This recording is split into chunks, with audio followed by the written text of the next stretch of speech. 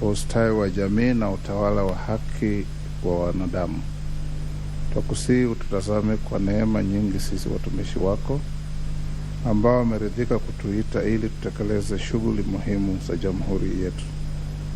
Twakuomba uteremshie baraka zako sisi tuliokutanika hapa, na utujalie tuyatende na kufikiria mambo yote yatakayofikisha mbele yetu kwa njia ya haki na uaminifu, ili utukufu na sifa zako ziendelezwe, na ili kustawisha amani, ufanisi na heri ya hii nchi yetu na wale ambao haja zao umezikabidhi mikononi mwetu. Amen.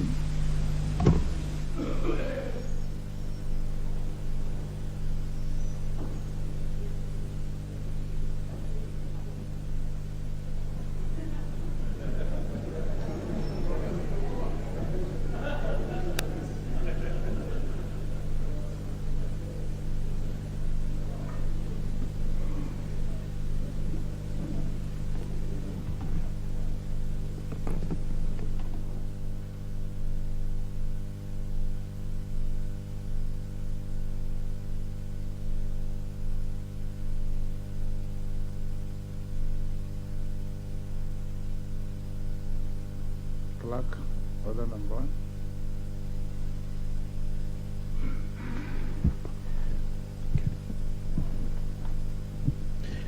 Order number 1, administration of oath. Order number 2, communication from the chair.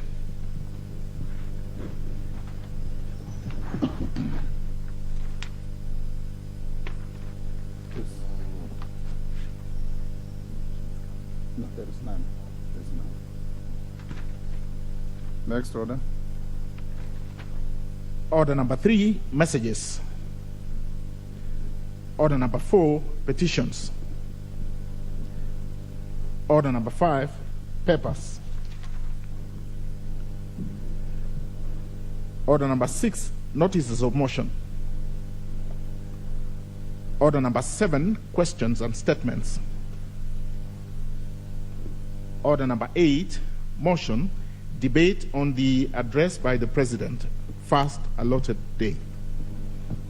Honorable members, we go to order number 8. The Honorable Deputy Speaker will move the motion as I directed yesterday. And just as a reminder, she has 20 minutes in moving. At the closure on Tuesday next week, she'll have 10 minutes to reply, by which time we'll have decided who the majority and minority is. She may surrender the position to whoever will be occupying the position to reply. Designated party leaders, that is the Honorable Ichungwa and Wandai, have 15 minutes each, and all other members have 10 minutes each. It's also important to notify the House that we have quite a large number of colleagues who are first-timers, who have not had a moment to make their maiden speech. The tradition and rules of the House is that when a new member is making a maiden speech, they will be heard in absolute silence, no interruptions, no points of order, unless such a member is so outrageously out of order, then the chair will intervene. But for honorable members, try and resist any temptation to rise on points of order when our colleagues are making their maiden speech. Thank you. Deputy Speaker.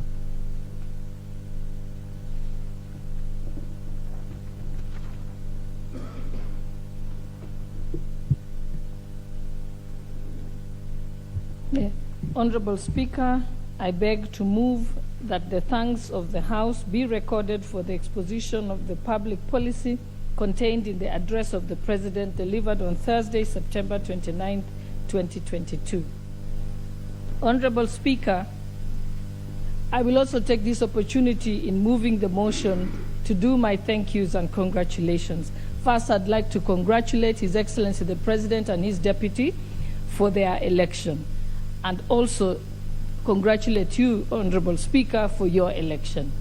I also use the opportunity to congratulate members of the National Assembly here present for your congratulations. Having been in the campaigns myself, I know that that is no mean feat. Congratulations again. I also want to use this opportunity to thank the great people of Uasin Gishu County, the city of champions, the home of champions, the source of champions, for electing me. I am greatly humbled by this opportunity. The fact that they allowed me time off the campaigns locally in Uasin Gishu so that I could undertake time in the national campaigns was a big sacrifice on their part and showed the great honor that they gave me.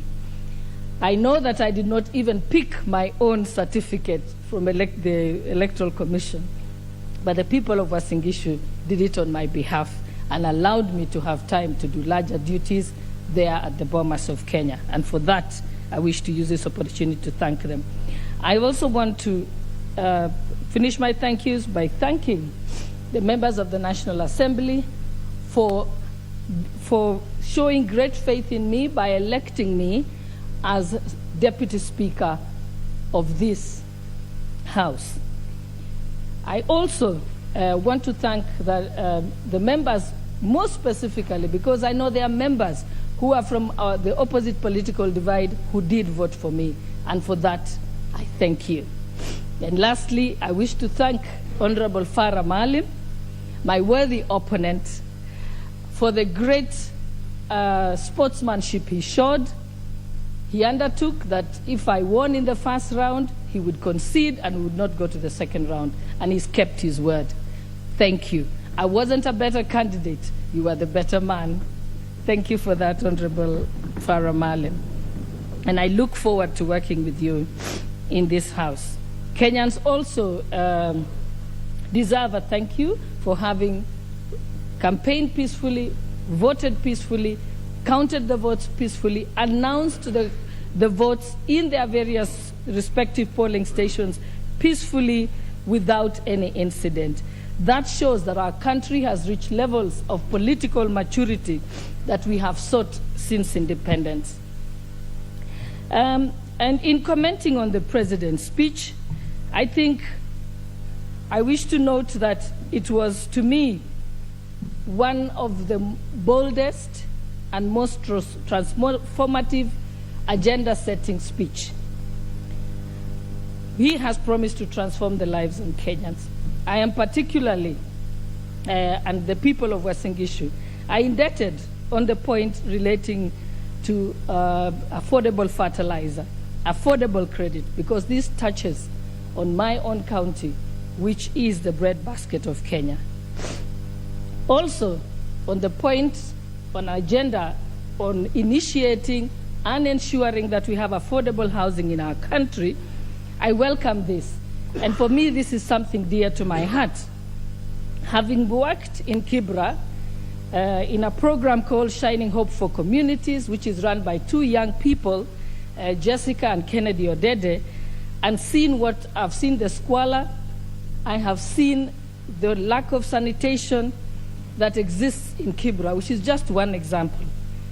I now see in this speech that the dreams of the people of Kibra, where I've worked, will be able to have what they've always wanted: affordable housing, clean areas, safe spaces, and a place with sanitation and water, and power also.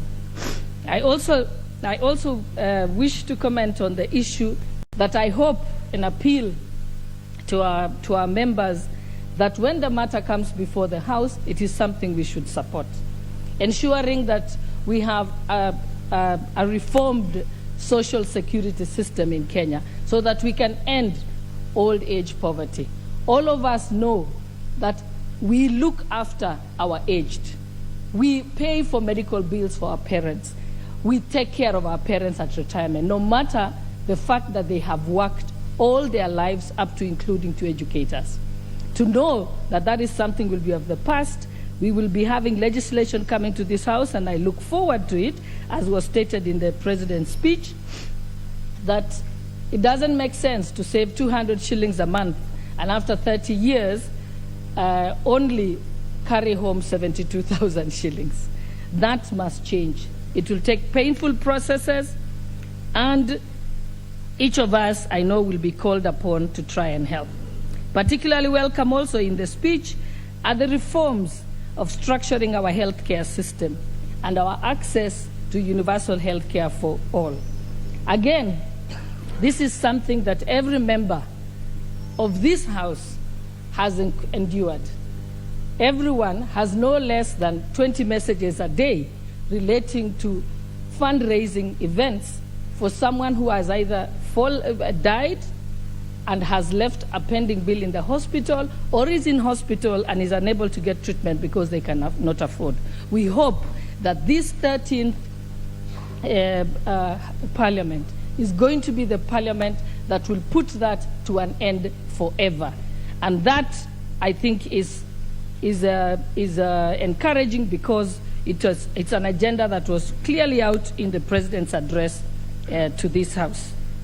Honorable Speaker, I know I can go on this point and in moving this motion, but I wish to be able to stop there so that I can give other members, especially the new members who need to make their maiden speech, I would like to be able to donate my time to them rather than take the entire time.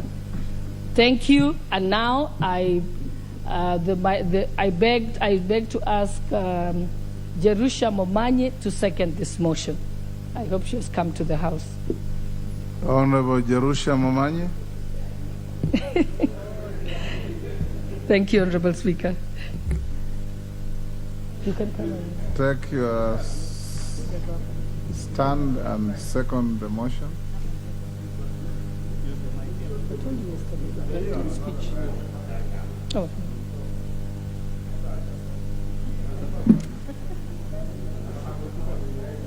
Go ahead. Honorable Speaker,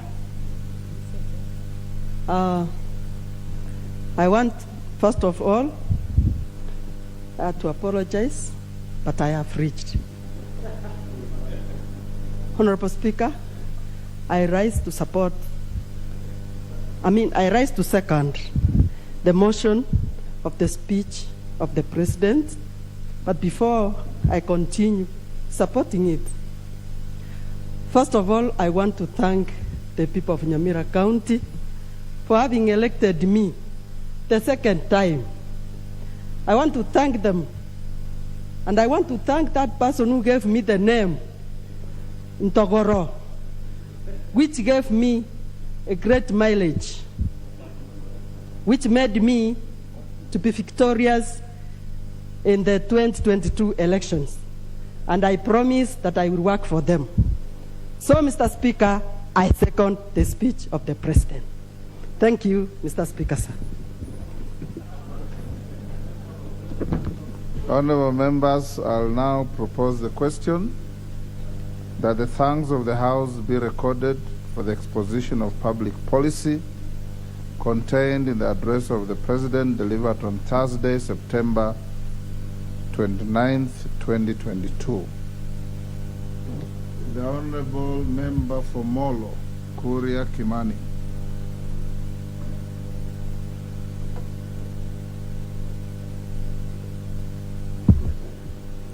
I thank you, Honorable Speaker, for giving me this opportunity to contribute to this presidential debate. First of all, I'd like to thank the great people of Molo constituency for the confidence that they showed in me for the second time for re-electing me as a Member of Parliament. Mr. Speaker, I will note that since the start of multi-party democracy, Molo has never re-elected anyone. And I am here as the first person for the last 30 years to be re-elected in that great constituency. This shows, Mr. Speaker, the confidence that the people had in me, in the services that I offered them, without discriminating against the various communities that there are in my constituency, noting that Molo is a very cosmopolitan constituency. Mr. Speaker, I note that in the presidential address by His Excellency the President, the President saluted the great women that have been elected in single-member constituencies and again re-elected in this 13th Parliament. Mr. Speaker, in the great county that I come from, the Nakuru County and City, we were popularly known as the Nakuru Girls because we produced the highest number of single women members of Parliament in our respective constituencies, elected a woman governor and a woman senator. I say this as a proud father of a daughter, that my daughter can look forward to dreaming to be any person or any leadership position she would like to hold in this great republic. Nakuru is very unique. At the start of our county, we elected our senior most, Honorable Jane Kihara. And the tail end of our county in Nakuru, we elected the youngest, who is yours truly speaking this morning. But of course, we are happy to have our newest members, the Honorable Mutai from Kuresoi North, and of course the Mamba that swallowed the Jogo in Rongai constituency.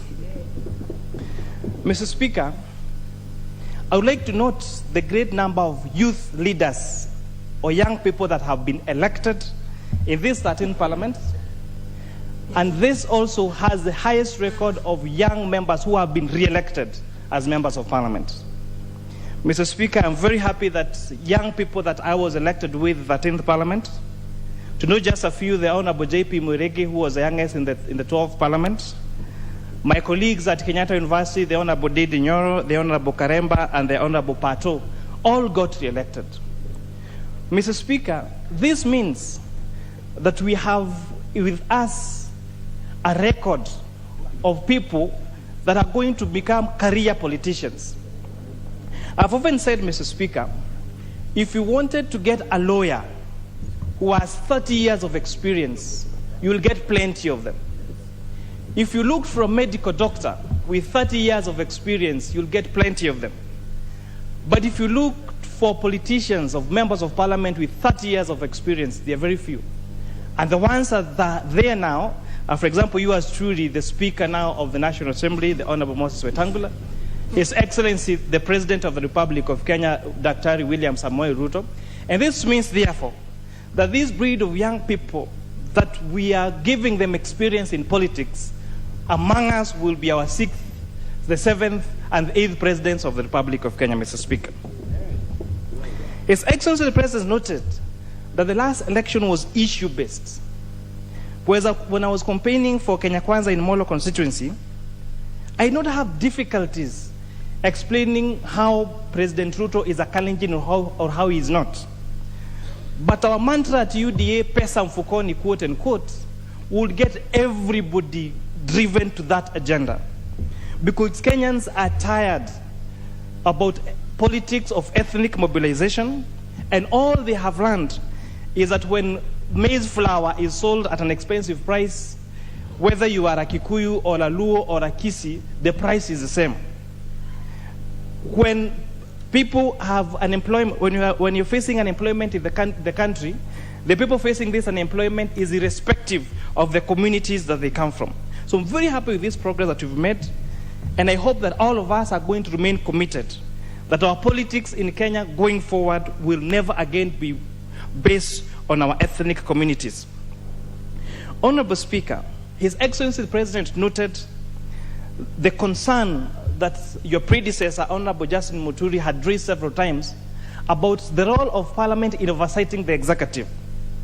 Many a times, we issued invitations to cabinet secretaries to answer to audit queries or questions from honorable members.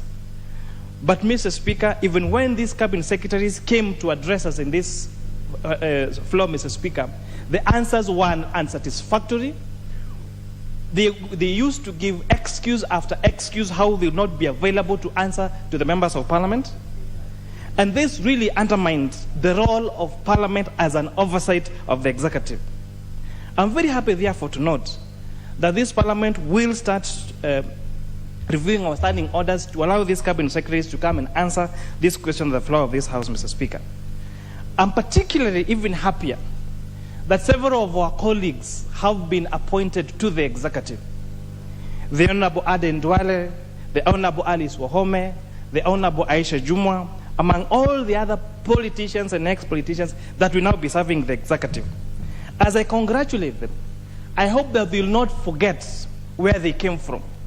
I hope they will not forget the troubles they had reaching cabinet secretaries for them to have to raise questions or lobby for projects in their constituencies. And we therefore hope that when we go to knock at the doors of these people that will be in the executive, we listen to us the way they would have liked to be listened to when they served as members of parliament. Mr. Speaker, the President promised us that fertilizers will be accessible to Wananchi. And true to his word, this fertilizer is now available in stores across the country. Mr. Speaker, this was a great depart from the economics of subsidizing consumption at the expense of subsidizing production. And Mr. Speaker, what we saw in the previous government, the subsidizing of consumption led to expenditures that could not be accounted for, and even trying to lower those prices, we never succeeded. Because research has shown that if you really want to subsidize the cost of a product, the easiest and the most rational way is to subsidize its production rather than its consumption, Mr. Speaker. I note, Mr. Speaker, that the President in his address, and I quote his speech, that we are overtaxing consumption at the expense of taxing wealth. Mr. Speaker, for a very long time, we have had the assumption that if you increase the rate of taxes, then you will collect more revenue. But scientific research has shown, for example, what in economics we call the Laffer curve, that you will increase the rate of tax up to a particular point, where a further increase in that tax rate will lead to collection of less taxes. And I'm therefore hoping that this 13th Parliament, as we look forward to debate the finance bill, we are not going to have the proverbial increase of the tax rates, hoping that we'll collect more revenues, but we're going to have a tax system that is sensitive to the hard economic times that we have, and noting that us increasing the tax rate will not necessarily lead to an increase in tax collection, Mr. Speaker. The President in his address talked about housing as one of his key agendas. In addition to providing thousands and thousands of jobs to our young people, this will also lead to a decent way of living for our people. In Molo constituency, Mr. Speaker, quite a rural constituency, we have a big slum called Kasarani. We have families living together in a single room. You have the father and the mother sleeping there, and adult children sharing that same tiny wooden room, Mr. Speaker. And I'm therefore hoping that when this project kicks off, that Molo is going to be one of the first beneficiaries, and we are going to provide decent housing to our members of this country, Mr. Speaker. On the issue of savings, yesterday I received a call from one of the constituents asking me to move a bill in Parliament to increase the age of retirement from 60 to 65. It is because the savings that I have been doing in NSSF is not enough to cater for them in their retirement, Mr. Speaker. And although this will be a pinch to us, in the long run, we need to be a saving country, and we need to save enough so that we don't overburden our children when we get old, for them to support our livelihoods. And with that, I thank you, Mr. Speaker. The Honorable Dr. Nyikal.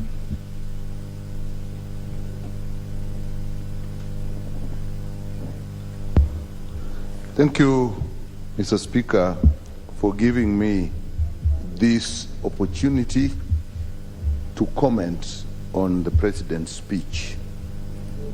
May I take this opportunity, Mr. Speaker, to thank you, to congratulate you on your election as the Speaker of this House. Mr. Speaker, may I also take this opportunity to thank the people of Seme for electing me for the third time. Mr. Speaker, this is a great honor and privilege. I don't take it for granted. Mr. Speaker, I listened to the President's speech, and let me say, it is the shortest President's address to Parliament that I've listened to in the last 10 years. Mr. Speaker, it is a fairly good summary of the president's manifesto and what he said during his campaign. But let me say, it was rather lacking in strategy. I believe that will come later on as we go into the details. But as it was basically a good summary. The 52 paragraphs actually covered everything he said during his campaign. It commented on the affirmative action in Parliament, where more women have been elected and are increasingly being elected, the re-election of many members, serving all Kenyans regardless of how they voted.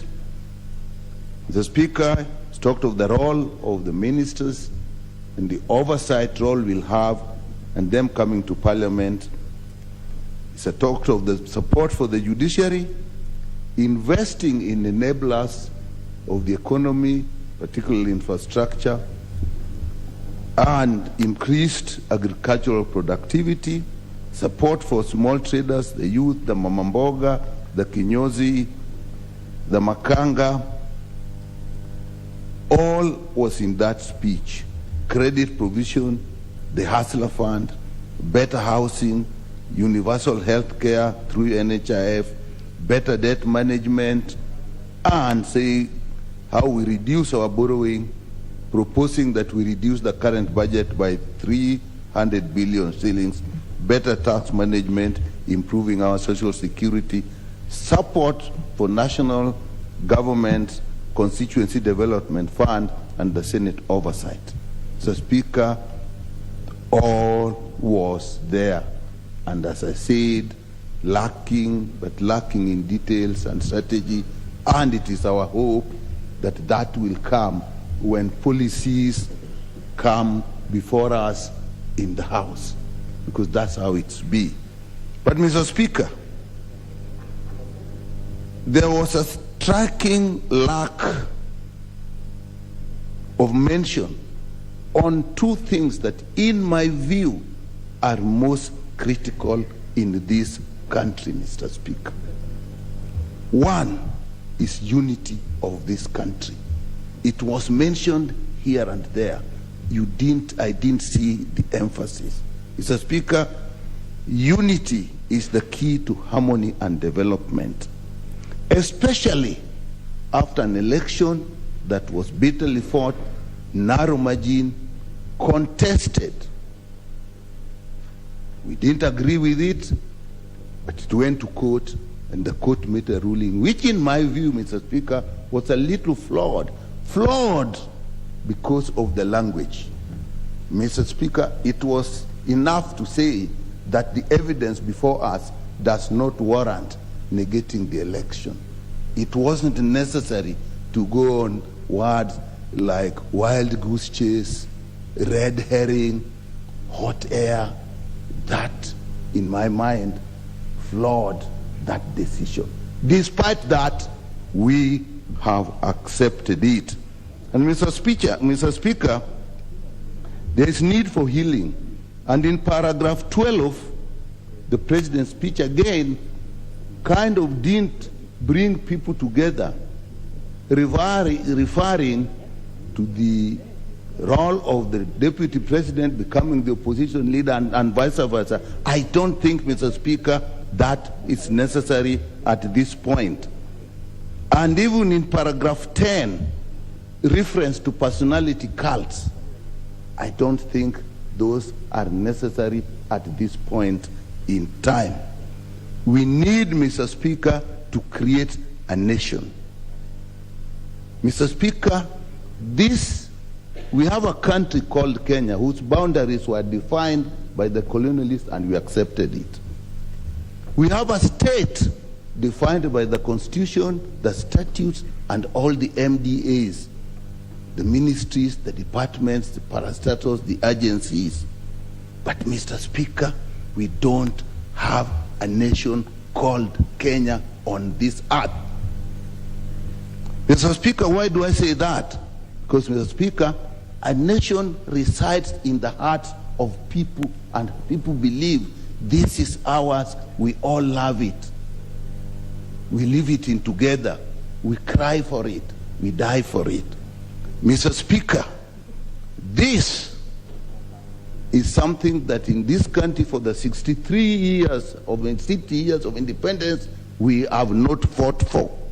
Mr. Speaker, we have fought for control of the instruments of government and the instruments of power for the distribution of resources.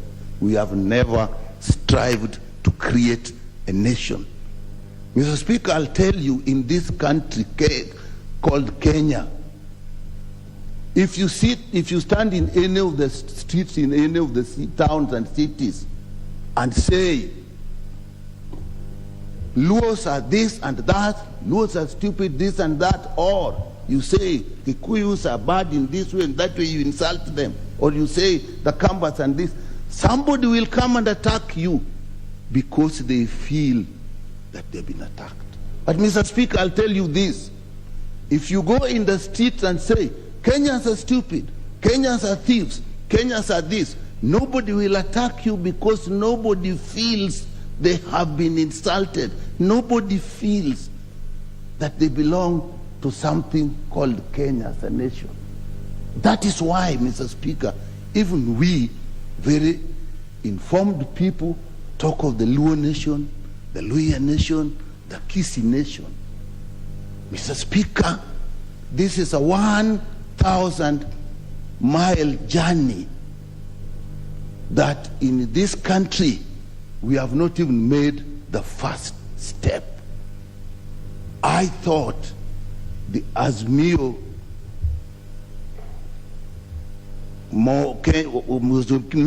Kenya Moja, One Kenya Alliance, that in my mind is what we are thinking about.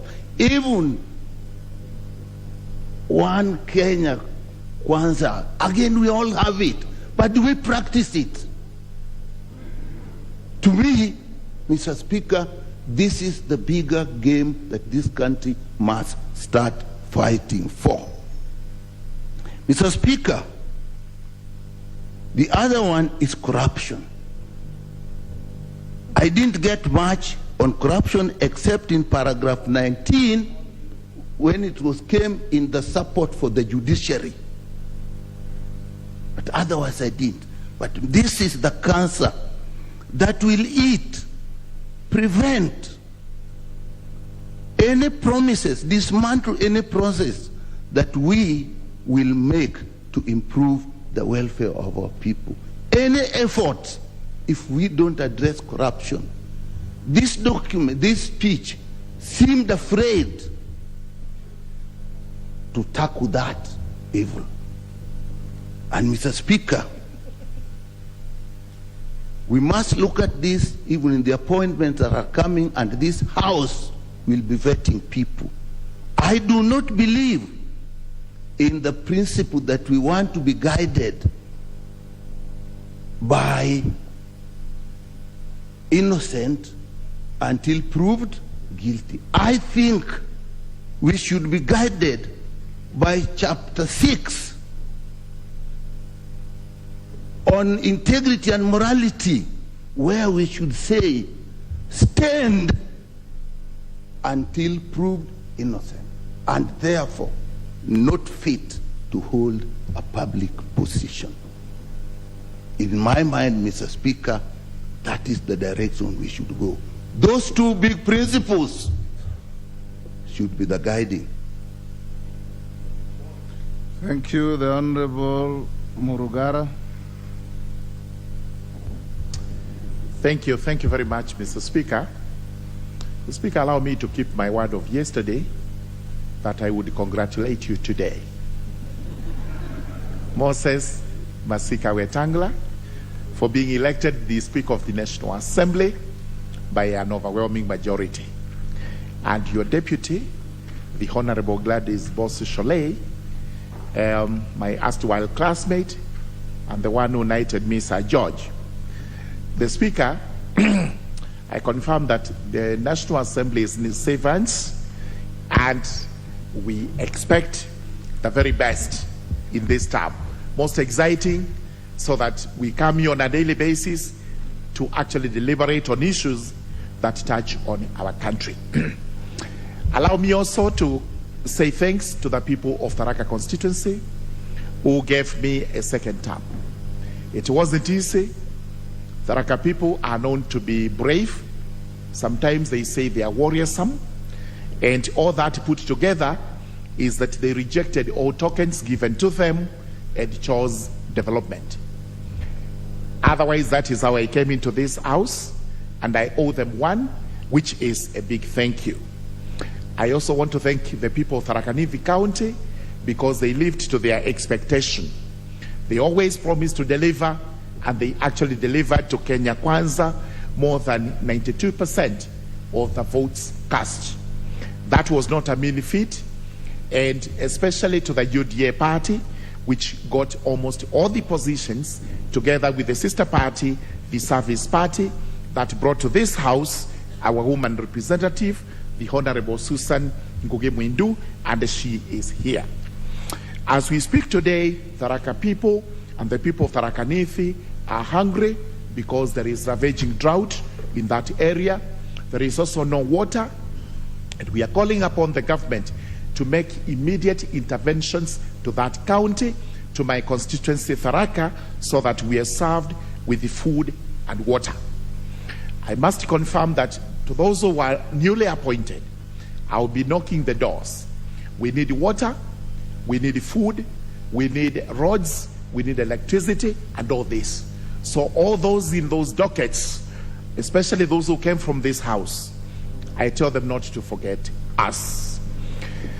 Turning to His Excellency the President's speech, the Honorable William Ruto, as it has been stated by every speaker, it was the shortest of the speeches, but the most elaborate, touching on the Kenya Kwanza plan, a plan that was actually very well worked on, produced to the country, and it has formed the basis upon which this coalition came to power.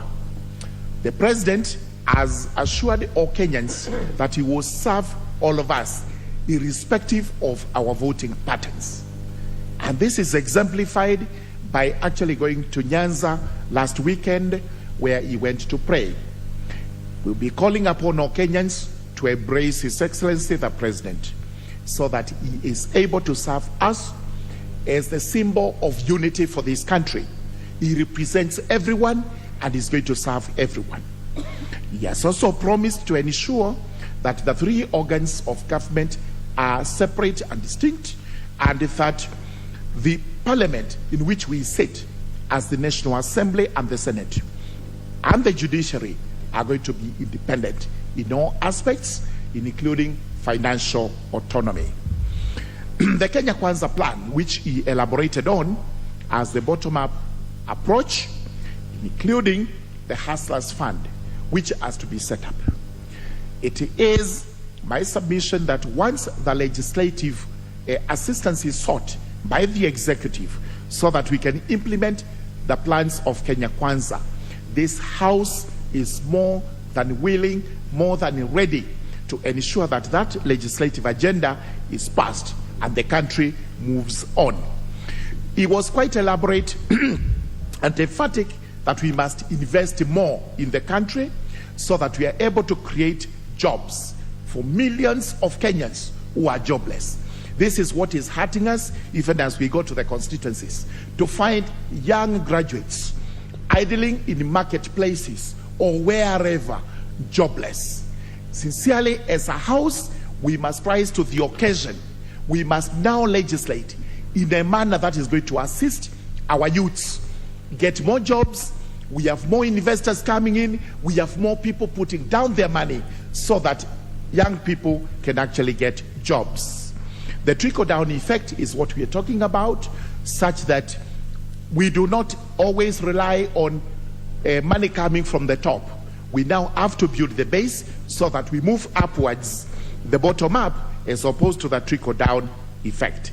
Let us also become savers. We were told it's not a question of just consuming everything we get. And let that saving be commensurate to what we are earning, such that when you go to NSSF, your contribution cannot, you as members of parliament, you cannot contribute the same amount with the P1 teacher who has just been employed.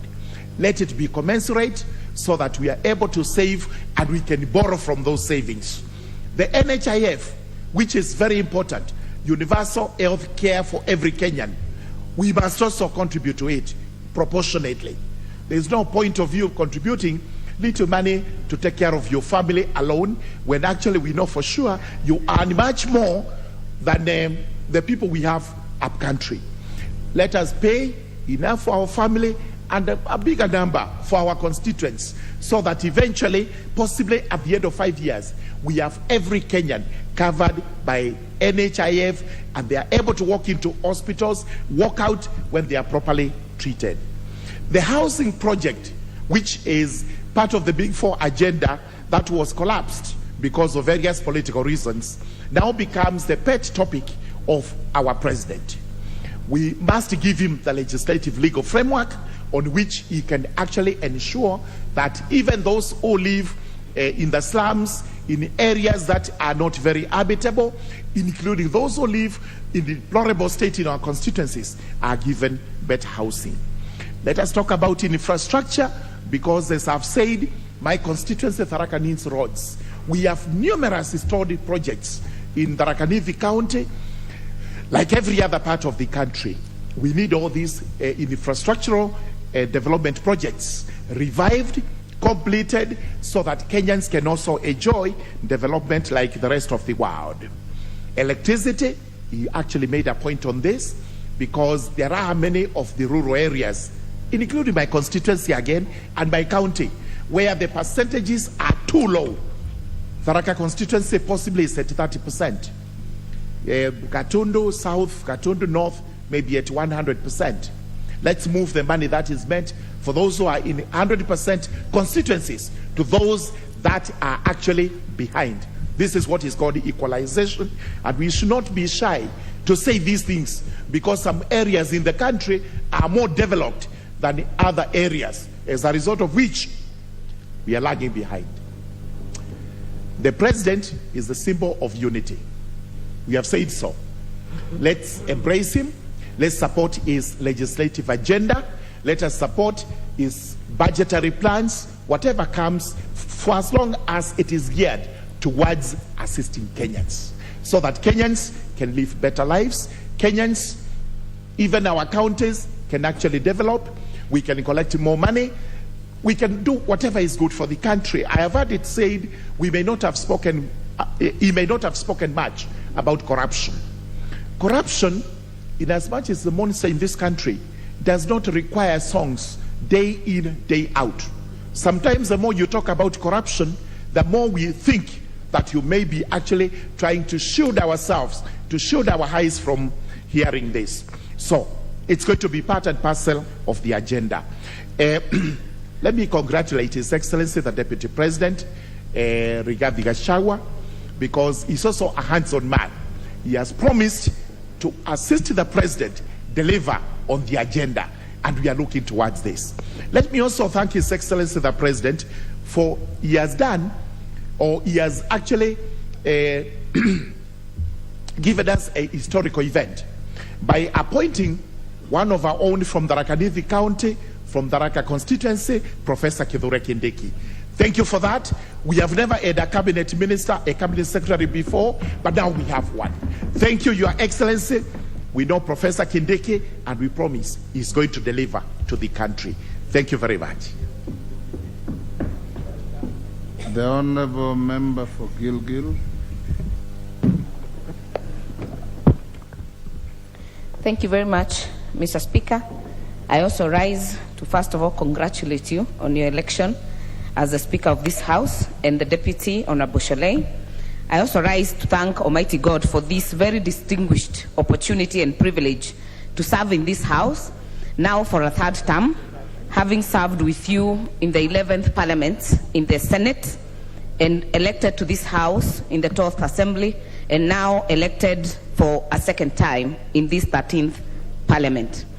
Mr. Speaker, I take the opportunity to thank the people of Gilgil from the 5 wards, Elementaita Ward, Malewa West Ward, Gilgil Town West Town Ward, Eburumbaruk Ward, and Morindat Ward, for having the confidence to get me represent them in this House, Mr. Speaker. I don't take it for granted, and I can promise them that the opportunity and the foundation that we put in the 12th Parliament, this Parliament can only get better and can only get bigger, and we will definitely work towards making it a model constituency, Mr. Speaker.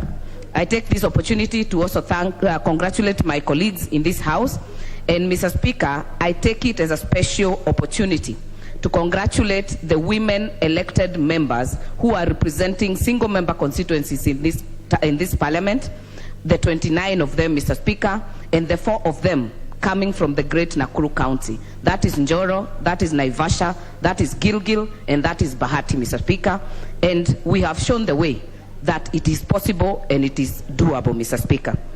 Mr. Speaker, I am looking forward to this 13th Parliament for one reason, that it is a vibrant Parliament, more re-elections than have ever been in history. Mr. Speaker, we have never had 60% of us being re-elected in this House. I think it is a major milestone. That means that we have the institutional memory that is required to run this Parliament. And Mr. Speaker, this Parliament has also been restructured in terms of the committees. We know a lot of the work goes to the committee level, Mr. Speaker, and having 39 committees, that is 19 departmental and 20 that are select committees, will mean that work is spread out very well and the workings will be better, Mr. Speaker. I am also very proud that you served as a senator, Mr. Speaker, and I hope that these bicameral relations, just like was noted by the President in his speech, will improve in this 13th Parliament, Mr. Speaker, because we represent the same people. We represent people from our constituencies and from our counties, and that these relationships, the sibling rivalry that we have seen before, will reduce, that we work for Kenyans, whether you serve in the Senate and whether you serve in the National Assembly. Because, Mr. Speaker, we have gone round, because some of the people who are in the 11th Parliament in the National Assembly ended up being in the Senate, in the 12th Assembly, and they were complaining. So, and the same have also happened to others who have become governors, Mr. Speaker. So I hope that we realize in every place that we have been elected, that the sovereignty that we actually practice and are proud of, Mr. Speaker, is donated by Article 1 of the Constitution. It actually belongs to the people. So I hope that even the issue of the bicameral relations that we are talking about, even sponsoring of bills that is across by members from the 2 houses, can actually be actualized so that we have a better, smoother House, Mr. Speaker. I am looking forward to this Parliament because what we had yesterday is a good start of the 13th Parliament, Mr. Speaker, that this House becomes the area we debate more. We don't throw punches, we don't throw words. It becomes a debate floor, Mr. Speaker, that we can be able to respectfully debate regardless of what party you represent. And Mr. Speaker, that was also in the presidential speech, that it does not matter you came in through what party in this House. At the end of the day, Parliament is one. We must do our role of legislation, our role of representation, and our role of oversight as one House, Mr. Speaker. And to the presidential speech, Mr. Speaker, I'll pick a few issues. One thing he noted is that the unity of this country is not something we can bargain about, Mr. Speaker. Even if he was elected by the majority, the minority also must have their say, and he represents including the minority. And I think what he has already started to do, Mr. Speaker, even traveling to areas like Homa Bay last weekend and areas that he did not get majority of votes, Mr. Speaker, has shown commitment that he's willing to embrace every person, regardless of the area you come from. And I hope that we can get out of the mood, even as leaders, Mr. Speaker, that even if you're elected through Azimio or you're elected through the minority, when the president in your area, you show up. Because at the end of the day, we are serving the same people and elections are done, and now we have work to do, Mr. Speaker. Mr. Speaker, the issue of bipartisan support from this House, Mr. Speaker, the president actually was appealing, and not to direct, it is to appeal to this House, Mr. Speaker, that we support his legislative agenda to push the things that he would want to achieve at the executive, Mr. Speaker. And that means, Mr. Speaker, that even if you're in the minority, if something is good for your people, you don't have to just oppose it just for the sake. And the same, you don't have to also support something that does not work for your people, because at the end of the day, you will be accountable to your people. Mr. Speaker, the issue of health, which is very partisan, which is very pertinent, Mr. Speaker, is very critical. The issue of universal health care, we spoke about it in the 12th Parliament, but how much was done, Mr. Speaker? Just yesterday, A lady from an area called Gomongo in my constituency was in the office. She's called Mama Kamingo in the office, Mr. Speaker, in my office. She's 73 years old. She uses NHIF to get treatment. And you know, at old age, Mr. Speaker, you will always need funds to go to the hospital. She has not been able to contribute for a whole year, Mr. Speaker. It may look small, but with COVID, with the drought that has ravaged the country, raising that money to actually put in the NHIF card is not easy, Mr. Speaker. What we had last Parliament is the issue of getting the elderly covered under NHIF and under UHC without paying. Mr. Speaker, we have good proposals, we have good policies, but where is the implementations, Mr. Speaker? Because at the end of the day, you get the cash transfer as a 70-year-old, 2,000 shillings per month, which, by the way, has not been updated for the last 3 or 4 years, Mr. Speaker. People who have reached that age are not getting that money. And even those that get it is late. And at the end of the day, if you have 2,000, you end up spending all of it on health issues, because you have arthritis, you'll have diabetes to manage, you'll have hypertension to manage, Mr. Speaker. You end up taking all that money to health. So at this point, Mr. Speaker, every person, and I don't think there is any member in this House who does not have a WhatsApp group to raise funds, to actually raise medical bills, even to get bodies from hospital. Mr. Speaker, this agenda has to be thought out well, and I hope that the nominated CSs, especially for health, will be very at the forefront to ensure that every person gets a good cover and is actually assured of treatment, Mr. Speaker. And the other issue on health is that as an agenda of the executive, it has to be a shared agenda with the governors and the county Council of Governors, Mr. Speaker, because at the end of the day, under Schedule 4 in the Constitution, this issue is at the devolution, at the devolved units, Mr. Speaker. The issue of having dispensaries and health centers operationalized is very critical, Mr. Speaker, so that we read the issue of getting people going for malaria, going for ARVs, going for immunization in Kenyatta National Hospital or Moi Teaching and Referral Hospital, and we take it to the dispensaries, Mr. Speaker. That level should be able to cater for issues of malaria, of diarrhea, of immunization, of ARVs, of the issues that are small, Mr. Speaker, so that we are able to leave the issues of referrals at the national and at the level 5 hospitals, Mr. Speaker, and level 6, Mr. Speaker. Mr. Speaker, the issue of education, and I think the President also touched on that, and that also is coupled by the nomination of the CSs. If there is something we must get right in this country, is the model and the issue of education that we are talking about. And I'm happy that he has also started the issues in policy in terms of getting task forces to look at the model that we are looking at, and we are talking about the CBC, Mr. Speaker, so that we don't mess up a whole generation of tomorrow, Mr. Speaker. This issue of education right now, and I will tie it to the issue of CDF. Right now, so many children are at home. And I know many members are getting to be asked, we need bursaries, we need to go back to schools. Teachers are saying we cannot allow children in school because bursaries are gone. We need to get this generation back to school. The issue of free secondary education, Mr. Speaker, has not come out properly. People are suffering, and children, a whole generation will be lost if we are not careful, Mr. Speaker. The other issue, maybe to close it, Mr. Speaker, will be actually to talk about the issues of water, issues of housing, and I know many of us have slums, that this housing agenda of the President must be cascaded to the level of the constituency level. I have an issue in Bondeni, in Kasarani, and I hope that we can be able to actually expand that agenda to the rural constituency. But I take time to note, Mr. Speaker. Thank you. The Honorable Rahim Dawood. Thank you, Mr. Speaker.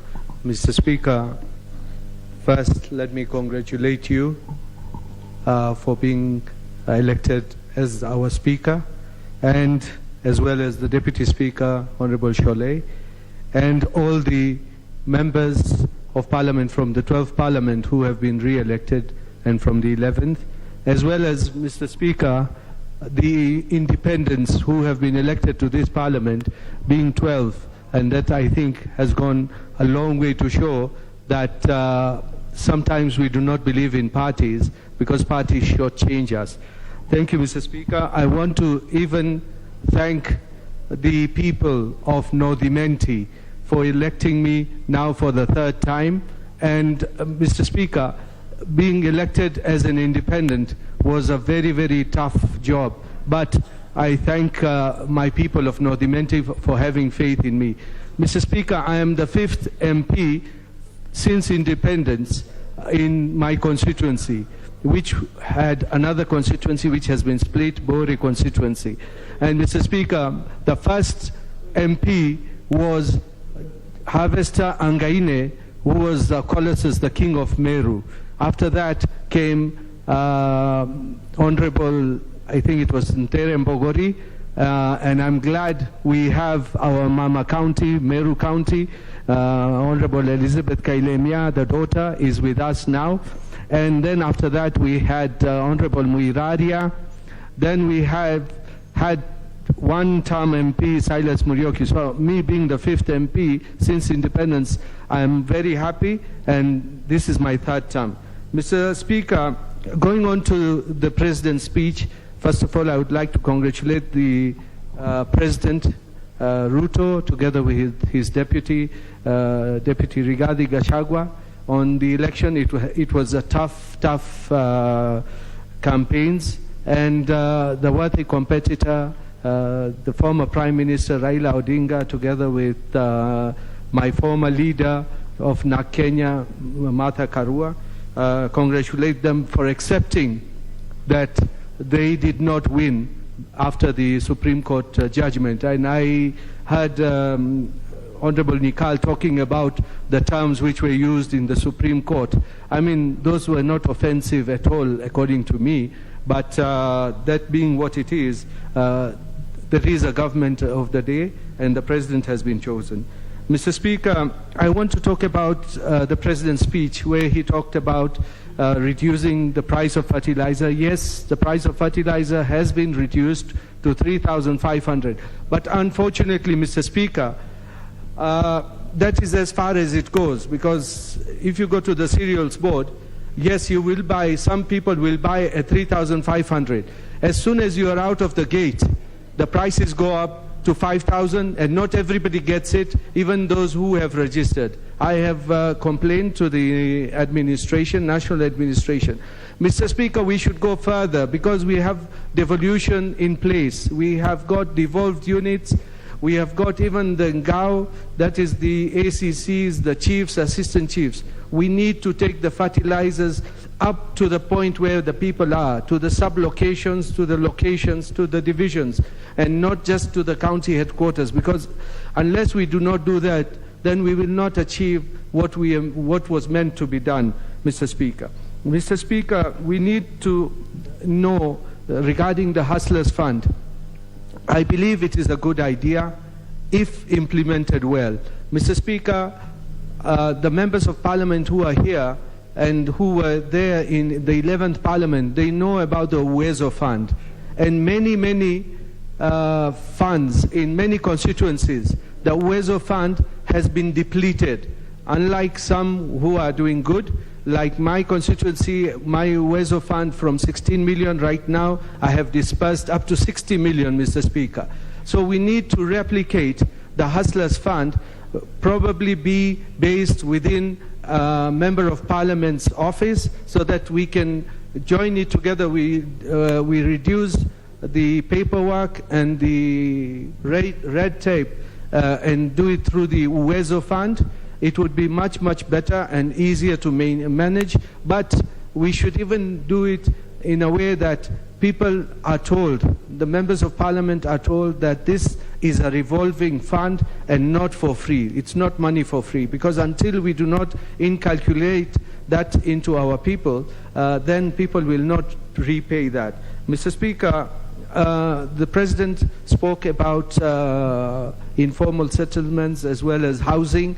Mr. Speaker, we, like in my constituency, we've not had titles for 1 or 2 places for the last, from independence. Mr. Speaker, it is very important, if we are to empower our people, they should have title deeds to their property, because if they do not, then how do they even develop what they do not have papers for? So, Mr. Speaker, my place in Meru, which we have done surveys for a long time, and I wish the incoming CS for lands and housing will look at Shauriako, and that is an informal settlement. I'm not saying Shauriako to our speaker, but it is an informal settlement which is called Shauriako, which is next to the sewage plant in Meru and next to the biggest open-air market, Gakoromone market, in the whole of East and Central Kenya.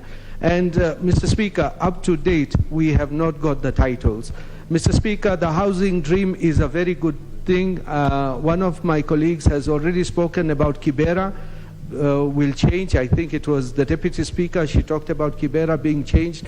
Mr. Speaker, we need change everywhere. Where there are informal settlements, let's have slum upgrading projects, which were there initially, but the funding was not there, Mr. Speaker. Mr. Speaker, it is good that our President has promised the judiciary more funds so that justice can be dispensed. Mr. Speaker, in as much as we are saying justice to be dispensed, we would, and I think the President spoke about it even yesterday, judiciary, even the head of judiciary comes from my constituency, the Honorable Chief Justice Martha Koome. But I would want even her and the whole judiciary not to put roadblocks on any legislation which comes out of this Parliament and delay whatever is supposed to be done. Because, Mr. Speaker, as we are speaking, we are, we are speaking from two sides of the mouth. Once where we are talking about the CDF Act of 2013 being said it is unlawful, yes. But we did changes in 2015 where now it is NGCDF. And it is two different things, because I believe in law, something is a different name is not the same as the other. So, Mr. Speaker, the President in his speech talked about CDF being a game changer. I think we need now to know whether he has said in private, yes, he supports us having a CDF, but we need now to move with haste so that we can entrench this NGCDF into the Constitution. And I believe there is already one of our members of Parliament who is pushing for that, and we as members of Parliament, we need to ascertain that we need NGCDF, because kids are at home right now because the bursaries are not there.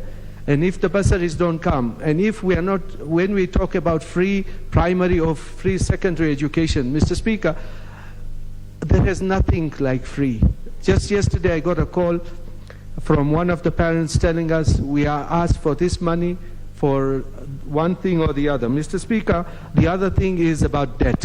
Mr. Speaker, we need to reduce our debt. And I agree with the President that we need to reduce the 300 billion. But, Mr. Speaker, the 300 billion should not be removed from the development budget. It should be removed from the recurrent expenditure, not from the development budget, because we all need roads, we all need a lot of things in our constituencies, and we need that money for CDF. So they should not even think, when they are going to bring a supplementary budget, to remove the 45 billion of CDF, because that supplementary will not pass in this House. I believe that is the feeling of this House. Thank you, Mr. Speaker, and want to congratulate you again. Thank you. The Honourable Member for Kilgoris. Mr. Speaker, thank you very much, and I also wish to begin by giving thanks to the people of Kilgoris for electing me to Parliament. It has been noted that this has been a long hiatus away from this House, but, Mr. Speaker, I have also spent useful time serving as Kenya's ambassador to China, and though that was a very useful moment. And I want to congratulate you, Mr. Speaker, for your election to this good seat. I know you are quite capable, and this House will sometimes enjoy some of your good humor. I hope you still have it the way I used to know. And I wish to congratulate the Honorable learned friend Gladys Boss for her election as your deputy. Mr. Speaker, sometimes back, there was an opinion poll that held that Kenyans were the most optimistic people around in the world, I think. And 10 years ago, we attended a very colorful ceremony at Kasarani. The ceremony was the inauguration of the Jubilee President and Deputy President, very well conducted by the now Deputy Speaker. And I was sitting next to some prominent Kenyans, and we watched the way Kenyans were watching the presentation of the agenda of government at that time. And I asked my senior colleague of mine who was sitting next to me, what do you think about what do you think about the new government? What do you think about the president and the deputy president? And that senior colleague, who is now deceased unfortunately, said to me, I think these two people will perform very well. And he was very optimistic that Kenya was going to go places. And they actually digitally showed us the Kenya of their dreams. And we were all very hopeful, and we went back home. Some of us went back to our legal practice and waited for the great moments to happen. 10 years later, Mr. Speaker, the successor of President Kenyatta had this to say. He says, I have news, and it is not very good news. Our financial situation is not very good. Mr. Speaker, the President of Kenya has said that the financial situation is not good. The economy is bad. In fact, the Deputy President has used much clearer words and said the economy is very bad. Mr. Speaker, of course there are questions that would be asked, that we would like to ask, as to how we arrived at this situation. From a situation of optimism to a situation where we have now declared our economy to be very bad. We would have loved to do some postmortem on what actually were the causes of this situation. But I don't know whether that would help much. The situation as we find it now requires our attention.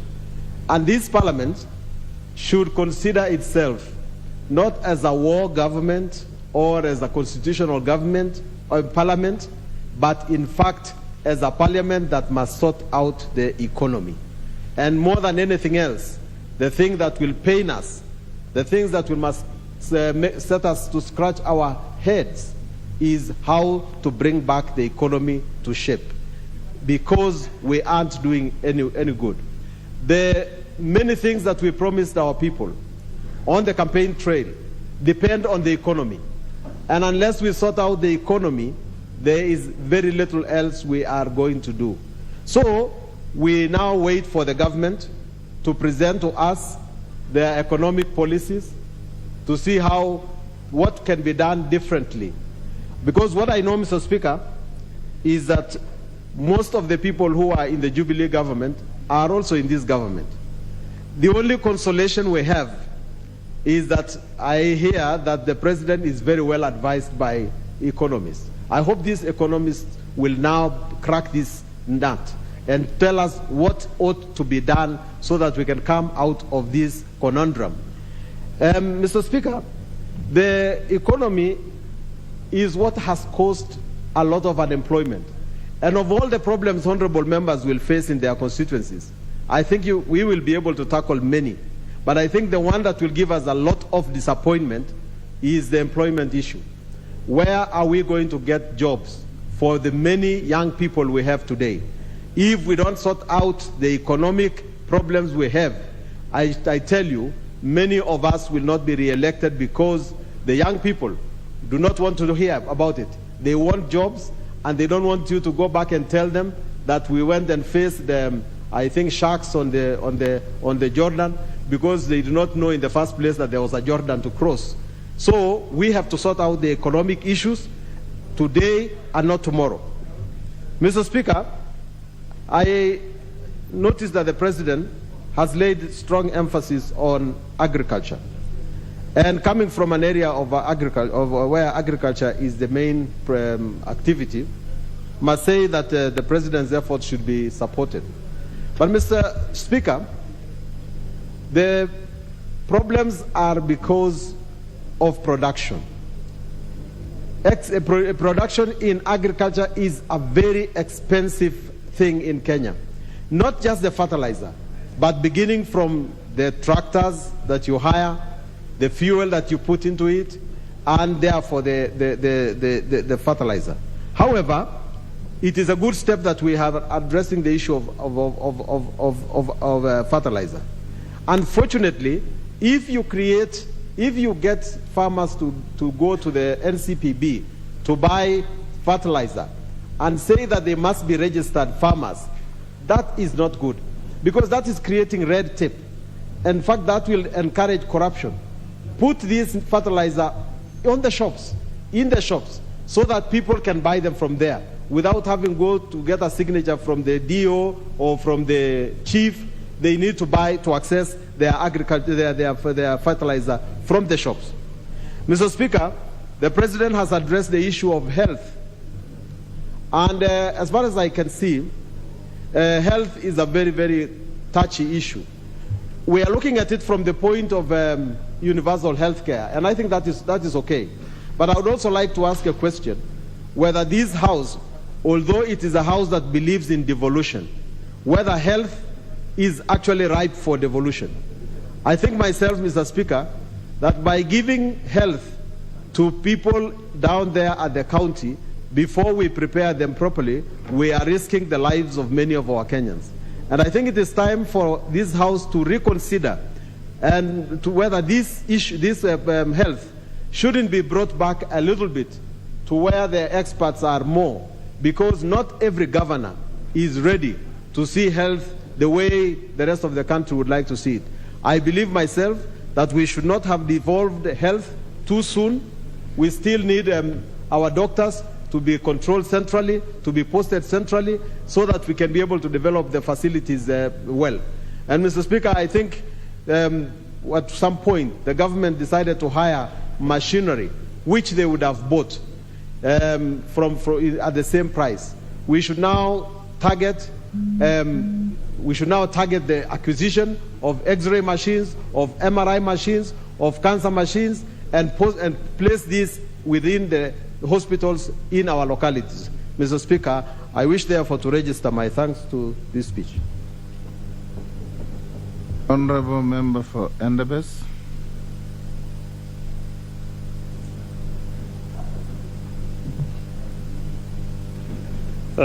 Thank you, Honorable Speaker, for allowing me to register my thanks on the President's speech. First and foremost, I want to congratulate you, Honorable Speaker Moses Wetangula, for your election as the Speaker of the National Assembly, and also Honorable Paul Cholet for being elected as the Deputy Speaker. Honorable Speaker, I want to thank the great people of Endebess for having seen it fit to elect me as their Member of Parliament for the third time consecutively. I want to assure them that I'll continue delivering the services as I've done before and make sure that there is great development within that area. Honorable Speaker, when you read our Constitution, in Article 1,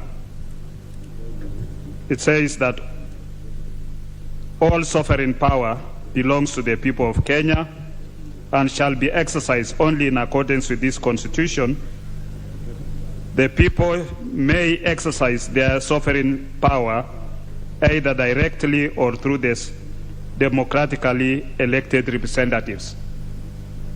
On 29th, Honorable Speaker, I was glad that when the President came to this House, we had all the three arms of government, because the Constitution recognizes in the same Article 1, that the sovereign power under the Constitution is delegated to the state organs, and that is Parliament, the judiciary, and the executive.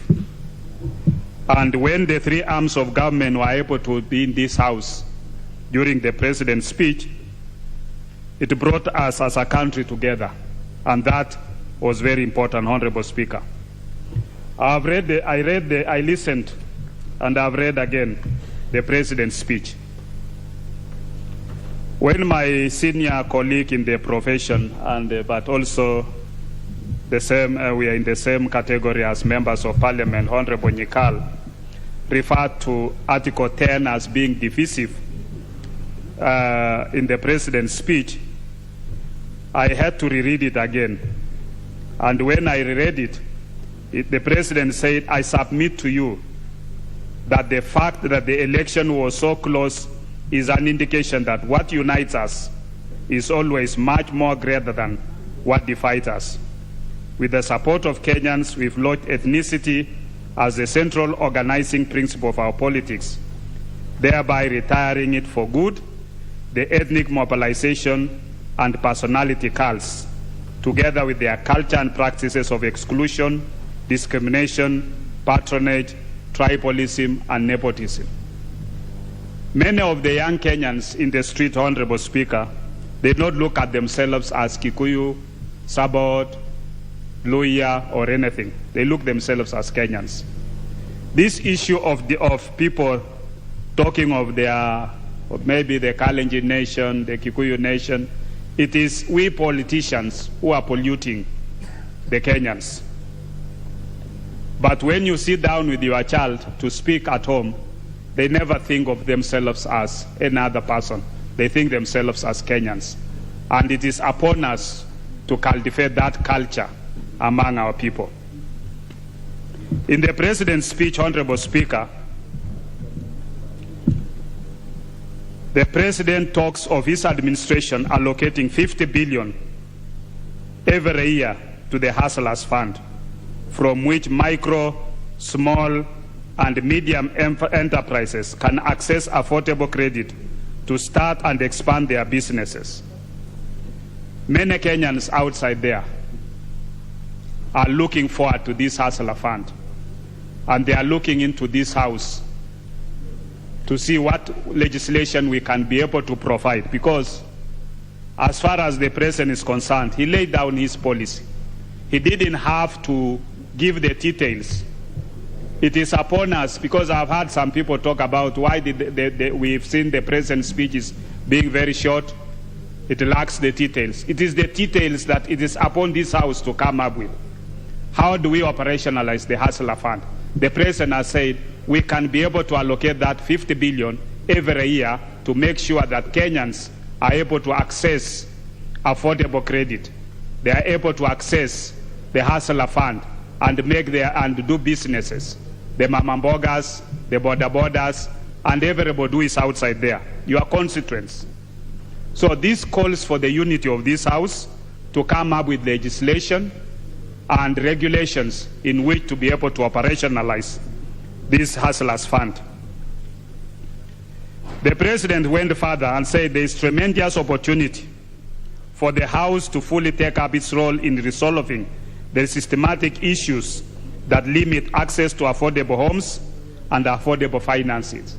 And we've seen the President the other day going to Mukuru Kwanjenga and launching the housing project. We've seen him going to other areas and talking about the same housing projects.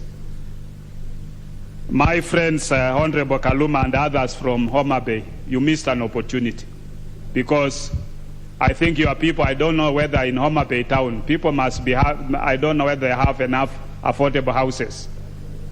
Your governor was away, Honorable Kaluma was away, and you tweeted to say that you needed to have been informed. But it was in common knowledge that the President was going there for church service. But it was upon you to make sure that you welcome the President and raise the issues concerning your people, especially in housing matters. In the President's speech on matters health, which I'm passionate about, considering my background as a medical doctor and a consultant surgeon for that matter. The President talks about universal health care. And he goes further to say that we must be able to look at it right from the area of preventive, promotive, and looking at chronic illnesses. We are in a society where many of the lifestyle illnesses, hypertension, diabetes, obesity, and other illnesses are setting in because of our lifestyle, our lifestyle nature. We should be able to look at issues of universal health coverage, right from the promotive, preventive, and chronic illnesses. We should also be able to make it affordable for every Kenyan, that every Kenyan can access insurance cover,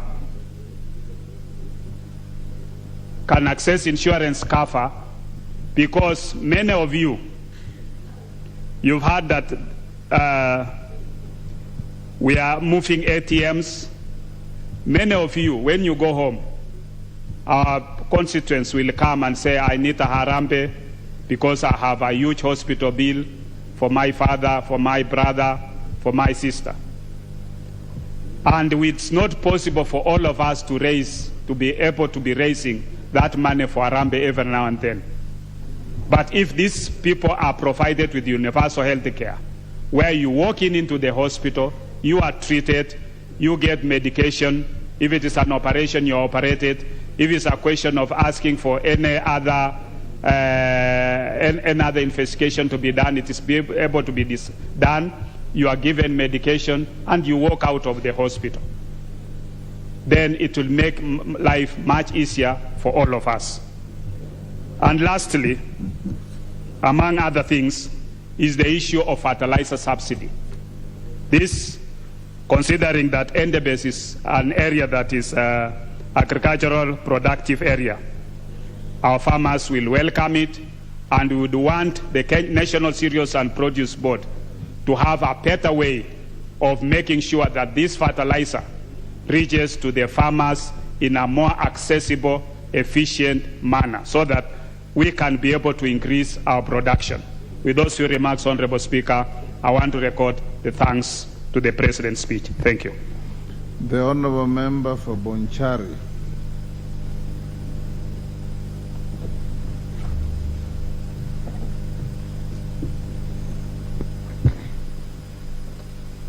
Thank you, Speaker, for the opportunity.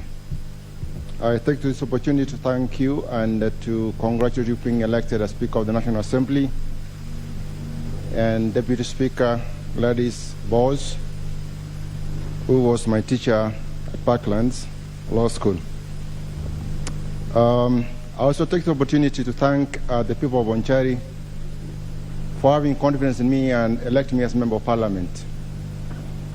I will be representing you in this august House through motions, a debate, statements, questions, legislation, as a way of representing you and your interests, as we talked, as you advised me during the campaigns. I've taken time to look and listen to the speech by the President in the 13th Parliament, and like it has been noted, that it lacks in detail, but I hope in due course there will be policies to support it, his intentions and wishes for it to be actualized. I note that it talks about cutting recurrent expenditure on paragraphs 40, 41, 42 of the speech. It talks about enhancing savings so that we have money for our investments. It talks about controlling the public debt, which has grown so astronomically. He also talks about the poor culture of savings, which undermines investments in this country. It talks about affordable housing. Now, with regard to savings and investments in this country, often we forget to take note that investments are both local and international and foreign. And when you look at what makes Kenya attractive or not attractive as an investment destination, there are a number of things that we need to learn and take care of. The cost of doing business in this country is quite high. You talk to any investor, foreign or local, the cost is pretty high, which needs to be looked at and be controlled through this 13th Parliament. In addition to that, there are inefficiencies, there is corruption, there are a lot of gatekeepers. When looking for simple things like approvals and licenses, it takes up to 5 years to start a business in this country. I'm writing a book with some people about doing business in Kenya, and when you do research, one of the things that stands out, Kenya compared to other countries in the region, is that we are not very attractive because of the reasons I just said. Now, in most cases, when we talk about affordable housing, we tend to focus on urban areas. But the reality is, for those of us who come from rural areas or constituencies, housing is a big problem. A lot of people don't have decent housing. I hope and pray that we are going to look at this so that we have decent housing for our folks in the rural constituencies like Bonchari. What we learn around and what we hear around is that our foreign reserves are dwindling. The cost of living is skyrocketing. And as we talk about trying to move towards the free market, but let's take cognizance of the fact that we need to take care of our indigent and the poor members of society so that they are not disadvantaged, even as we want to move towards the free market economy. Even the most developed economies have initiatives or programs that provide nets for the poor and for the elderly people who otherwise are disadvantaged.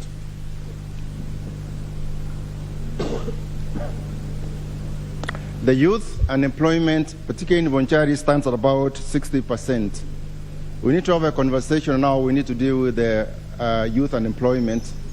It's a time bomb that needs to be addressed now, and I hope that there's going to be legislation in this House that is going to address this problem, which I believe is not unique to Bonchari, but elsewhere in the country. Our youth, our future, they have talents, they have the skills, they just want opportunities.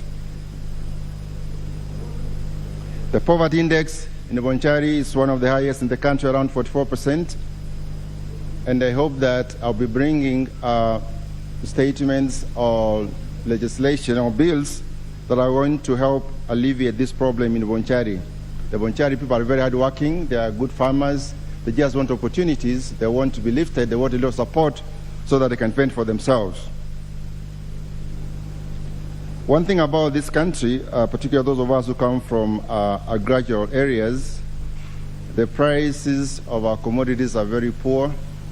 The value chains are inefficient, something we need to look at, something we need to, as parliamentarians, representatives of the people, we need to take care of so that the value chains are made more efficient and the farmers get a decent pay for their sweat, and they can be encouraged to contribute to supporting the economy and making this economy grow. After all, agriculture is the mainstay of this economy.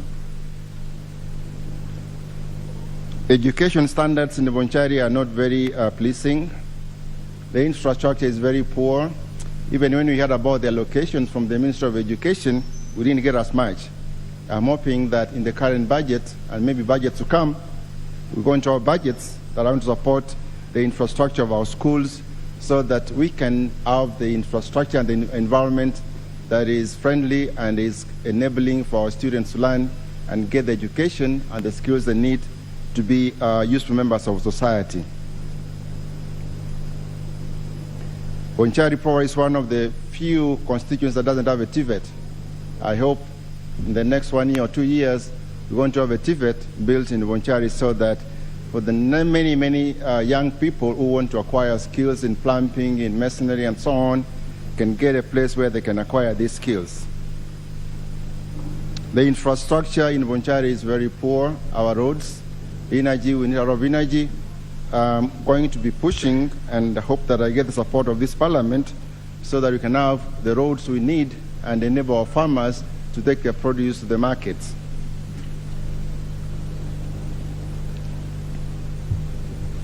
Our social protection in this country is something far from celebrating. Those of us who have taken these positions every day, you're going to get phone calls, you're going to get people coming and asking for help just because they are not able to afford the basic commodities and services that they need for their livelihood. We need social protection. We need the money that is allocated for the elderly people to reach them in good time. We need the record to be updated so that those who have fallen in that age group are taken care of and are supported so that they can be able to buy food, they can be able to buy their clothing, they can be able to buy their medication. I'm big for universal health care.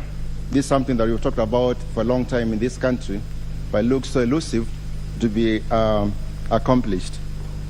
I pray that this time it's going to be accomplished. You can be able to do it, because one of the things you're going to be receiving that from all our people is about medical bills. The cost of health care in this country is very high, and I hope that we can be able to find a solution to that. You go to any hospital, you go to any physician, when you come out, it's very high, and it's even worse for the ordinary people in the villages.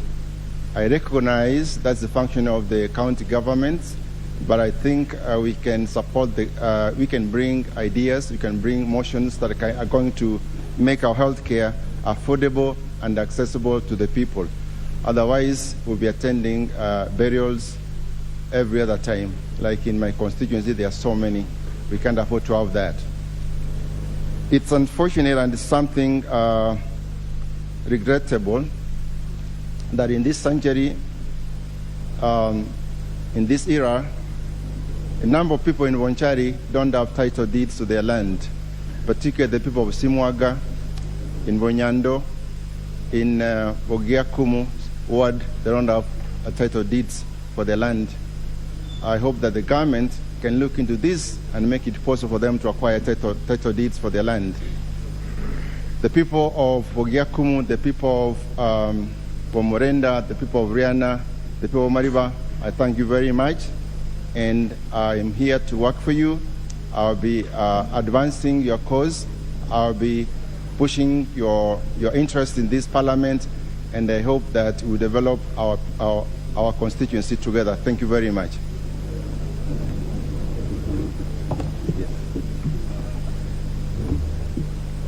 Thank you.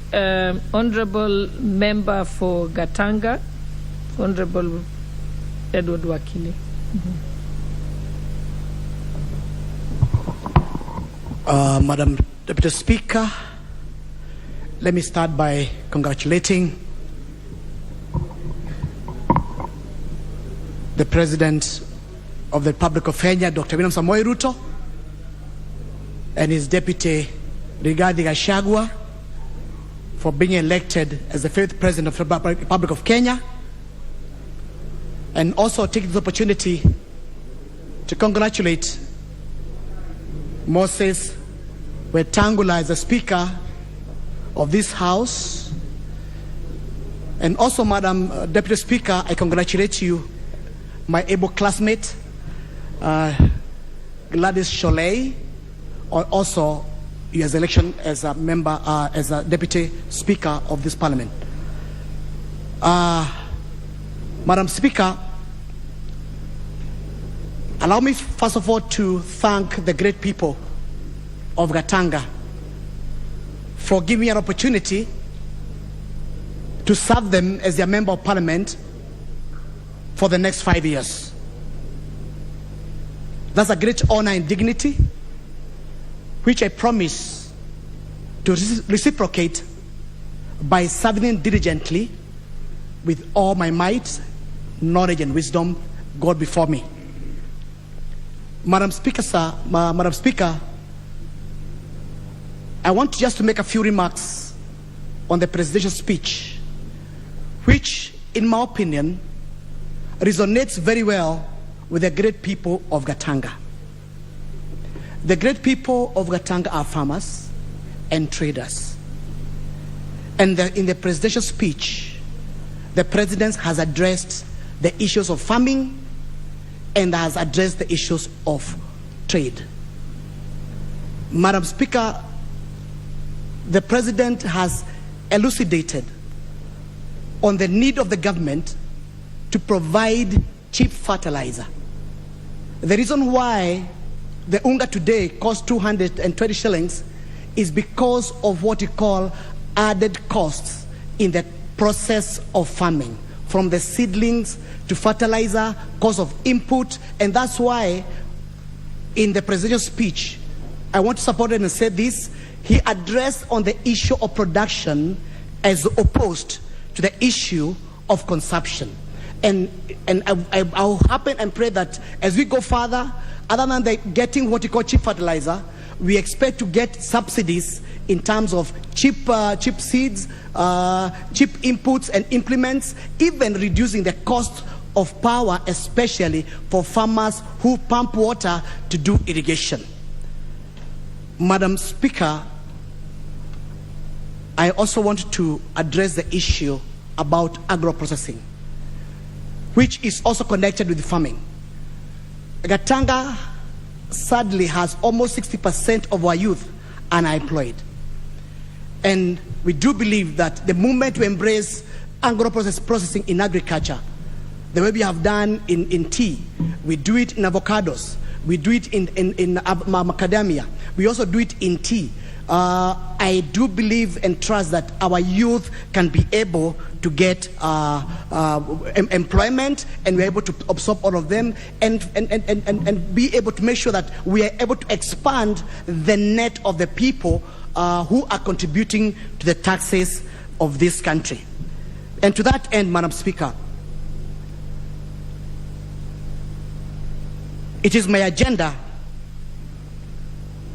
that to do meaningful farming, we also need to embrace what we call modern day technology. And one of the things to do is to ensure that we are able to avoid relying on what we call the natural rain and embrace irrigation. Madam Speaker, I'll bring in a bill shortly to address the issue of water in Gatanga.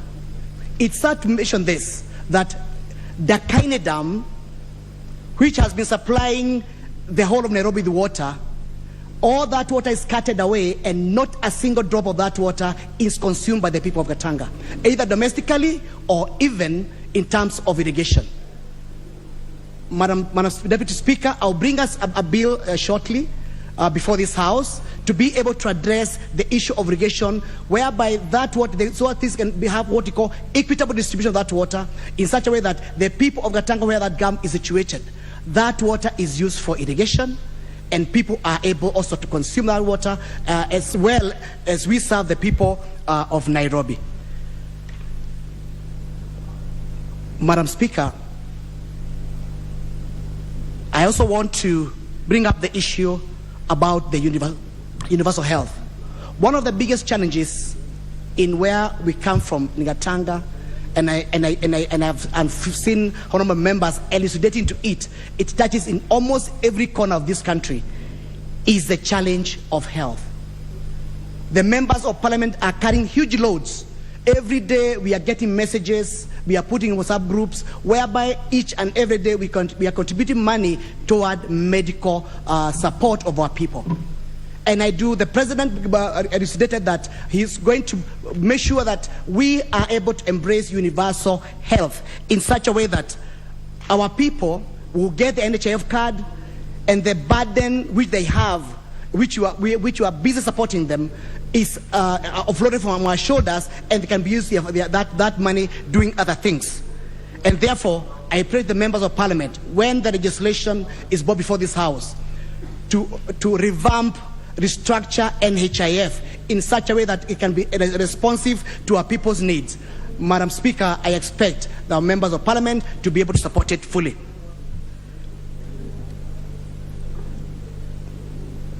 Madam Speaker, I also want to support the presidential speech, especially when it comes to address the issue pertaining to Hustler Fund.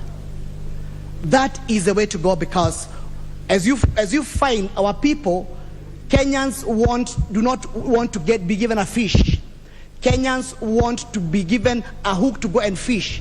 And the moment we are able to put aside 50 billion each and every year to support the hustlers, the mamamboga, the mkokoteni, the kinyozi, what we are doing is to ensure we are empowering our people at the bottom to ensure that everybody puts a shilling in their own pocket and they can be able to contribute to this, to the economy. And to that end, Madam Speaker, I am planning to bring in a vendors and hawkers bill to this House. Because despite the fact that we can be able to bring those funds to our people, there is no legislation which is recognizing the hawkers, which is recognizing the vendors in our streets, which is recognizing those small traders. What happened is that the county governments, whenever they see them on the streets, they chase them away and they cut their goods. So even before we bring that, before we bring the hustlers fund, we need to come up with a legislation to protect and empower and recognize those hustlers. Madam Speaker, sir, I also want to support the issue of the CDF, which the President also supported in his speech. The CDF, as we have seen in almost every part of this country, has done marvelous. And I want to assure the people of Gatanga that the CDF Act 2015 is alive and kicking. We shall be able to support education. We shall be able to support the food program, and we shall be able to support all the infrastructure development which are pending to ensure there is proper services to our people. And finally, Madam Speaker, sir, Madam Deputy Speaker, I want to thank the President for nominating gallant soldiers in the CS position. I want to first of all make sure that I recognize the nomination of my mentor, Honorable Moses Kuria, Honorable Alice Wahome, Senator Kipchumba Murkomen, Kidiki Kithure, Jogona Ndongo, Rebecca Miano, and I wish and pray that this House will find favor and give them support and nominate them. Thank you very much, Madam Deputy Speaker. Thank you so much. Honorable Member for Mandera South. Thank you, Madam Speaker. I will take this opportunity to, first of all, say thanks to my constituents for having elected me as their Member of Parliament. It was a tough election in my constituency and in many parts of northern Kenya, particularly because of the raging drought, and many pastoralists went through very difficult times choosing between tendering their animals and also participating in the democratic process of electing their leaders. And therefore, I thank them very much for having elected me as their member. I come from Mandera South constituency, which is a constituency in Mandera County, bordering a very difficult neighbor, Somalia on one side, and Ethiopia on the other side. Coming back to the President's speech, I would say that the President's speech, particularly between paragraph 5 and 7, encouraged a lot about the confidence that Kenyans have in Parliament and also the executive. The President's speech was very inspiring in the sense that he noted that a lot more members have been re-elected in Parliament and also a lot more members were re-elected in Senate. And he also mentioned about the broad-based support the government has got in 39 counties, having achieved 25% in the 35 counties. And the President reminded us, and maybe it is a challenge to us, that the confidence shown in us, both as Parliament and Executive, must be translated in terms of raising the bar to serve Kenyans and also to ensure that there is accountability to the electorates who have elected us. As a member of Mandera South, I think my people that I represent in Parliament will definitely be happy to support the legislative agenda of His Excellency the President because the agenda actually is transformative on many issues that affect the people of my constituency. The President particularly talked about people living in, people living in the region where I come from, northeastern, particularly Mandera County, have historically felt left behind or marginalized. But the President's speech was very inspiring because he said his administration will be an open and transparent administration, and he assured us that his government will serve, quote, all people in all wards of each constituency and all constituencies in every region. That was very reassuring, and it is very hopeful for us, the constituents who live particularly in peripheral areas of this country like Mandera. The President's promise to seek additional resources to support the bottom-up scaling of justice, as well as his promise of allocating Kenya shillings 50 billion to the Hustlers Fund, is particularly inspiring because majority of the people I represent in Parliament happen to be at the bottom of the pyramid, and both initiatives, which is part of the President's legislative agenda, that is bottom-up scaling of justice, and the Hustlers Fund, the 50 billion Hustlers Fund for MSMEs, is a timely and most welcome idea. And I would say, Madam Speaker, that we need bottom-up scaling, not just in scaling of justice, but also scaling up of key government departments in some of these peripheral constituencies like where I come from. Like, for example, we need to have NHIF offices in that part of the world. We need to have, for example, birth and death registration departments in that part of the world, ID registration offices in that part of the world.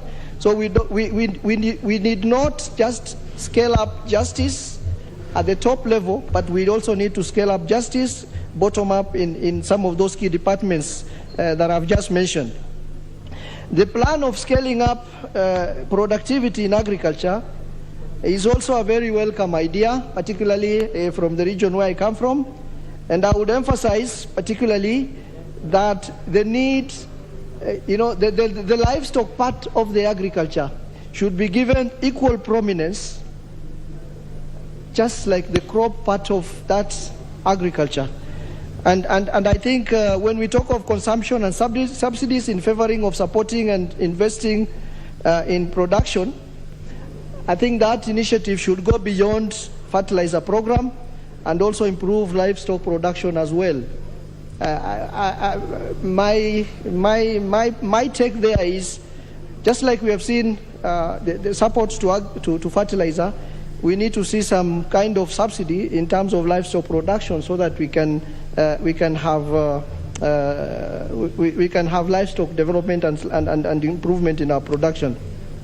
And I am planning to bring on the floor of this House a bill on livestock insurance, basically to deal with the perennial drought problem, which wipes out animals, livestock that is the main economic lifestay of our people in that region, so that if our livestock die, people can be able to insure them for compensation. Electricity, the President's speech talked about electricity as a major hindrance to development, and the idea of planning to facilitate the development of innovative and effective modalities to provide better off-grid system is very welcome. I come from a constituency where a large part of that constituency is not connected to electricity, and electricity goes along with, for example, connectivity of internet and telephone. When you don't have electricity, you may not have access to the internet. And given the importance of internet in this country now, for example, even for those who are in business, most of the procurement processes in the county and at the national level are done through online system. So if you are not connected to electricity and you are not connected to internet, it means some of Kenyans who are disadvantaged will not be able to access those opportunities. Even for students who join university, nowadays you have to do it through the COOPs, and it's an online thing. So if you are not connected to electricity, that's a major problem. The planned restructuring of NHIF to make it a better fit for purpose of social insurance is a good idea. Definitely is an idea which resonates very well with us, including the restructuring of the NHIF and NSSF. The most important point I would also like to mention here is the question of drought. And the President mentioned that the response to drought to 33.5 million Kenyans who are affected in 23 ASAL counties. The President talked of some solution in terms of mitigation, but I will say that plan should go beyond mitigation and look at the adoption measures and how to deal with loss and damage. For example, I come from this region where drought is a cyclic phenomena. And when we talk of cyclic, when you are in that part of the world, you are either struggling to get out of a drought situation, or you are preparing to get out of one, or you are preparing to get into one. And that is the cyclic nature of the drought in that part of the world. And drought has been a problem in that part of the world majorly because of the climate change, a climate which has been affected by pollution, pollution which has majorly been contributed to by major powers with big industries that contribute to the pollution of our environment. And I think we need as a country to look at how we approach this matter, especially with the COP, that is the Conference of Parties 27 coming up in Egypt very soon. We need to look at this question of climate change and pollution so that the principle of the biggest polluter pays can also be put on the table and we approach it as a country. Because this idea of giving our people relief every time there is drought, I think we can go beyond that relief and start asking the biggest polluters of our climate to start compensating our people, because the problems that we are suffering now in northeastern and many other parts of northern Kenya are a result of people who are polluting our environment millions of kilometers away. And therefore, I think that question of mitigation as well as... Time is over. All right. Thank you, Madam Speaker. Honorable Member for Marsabit.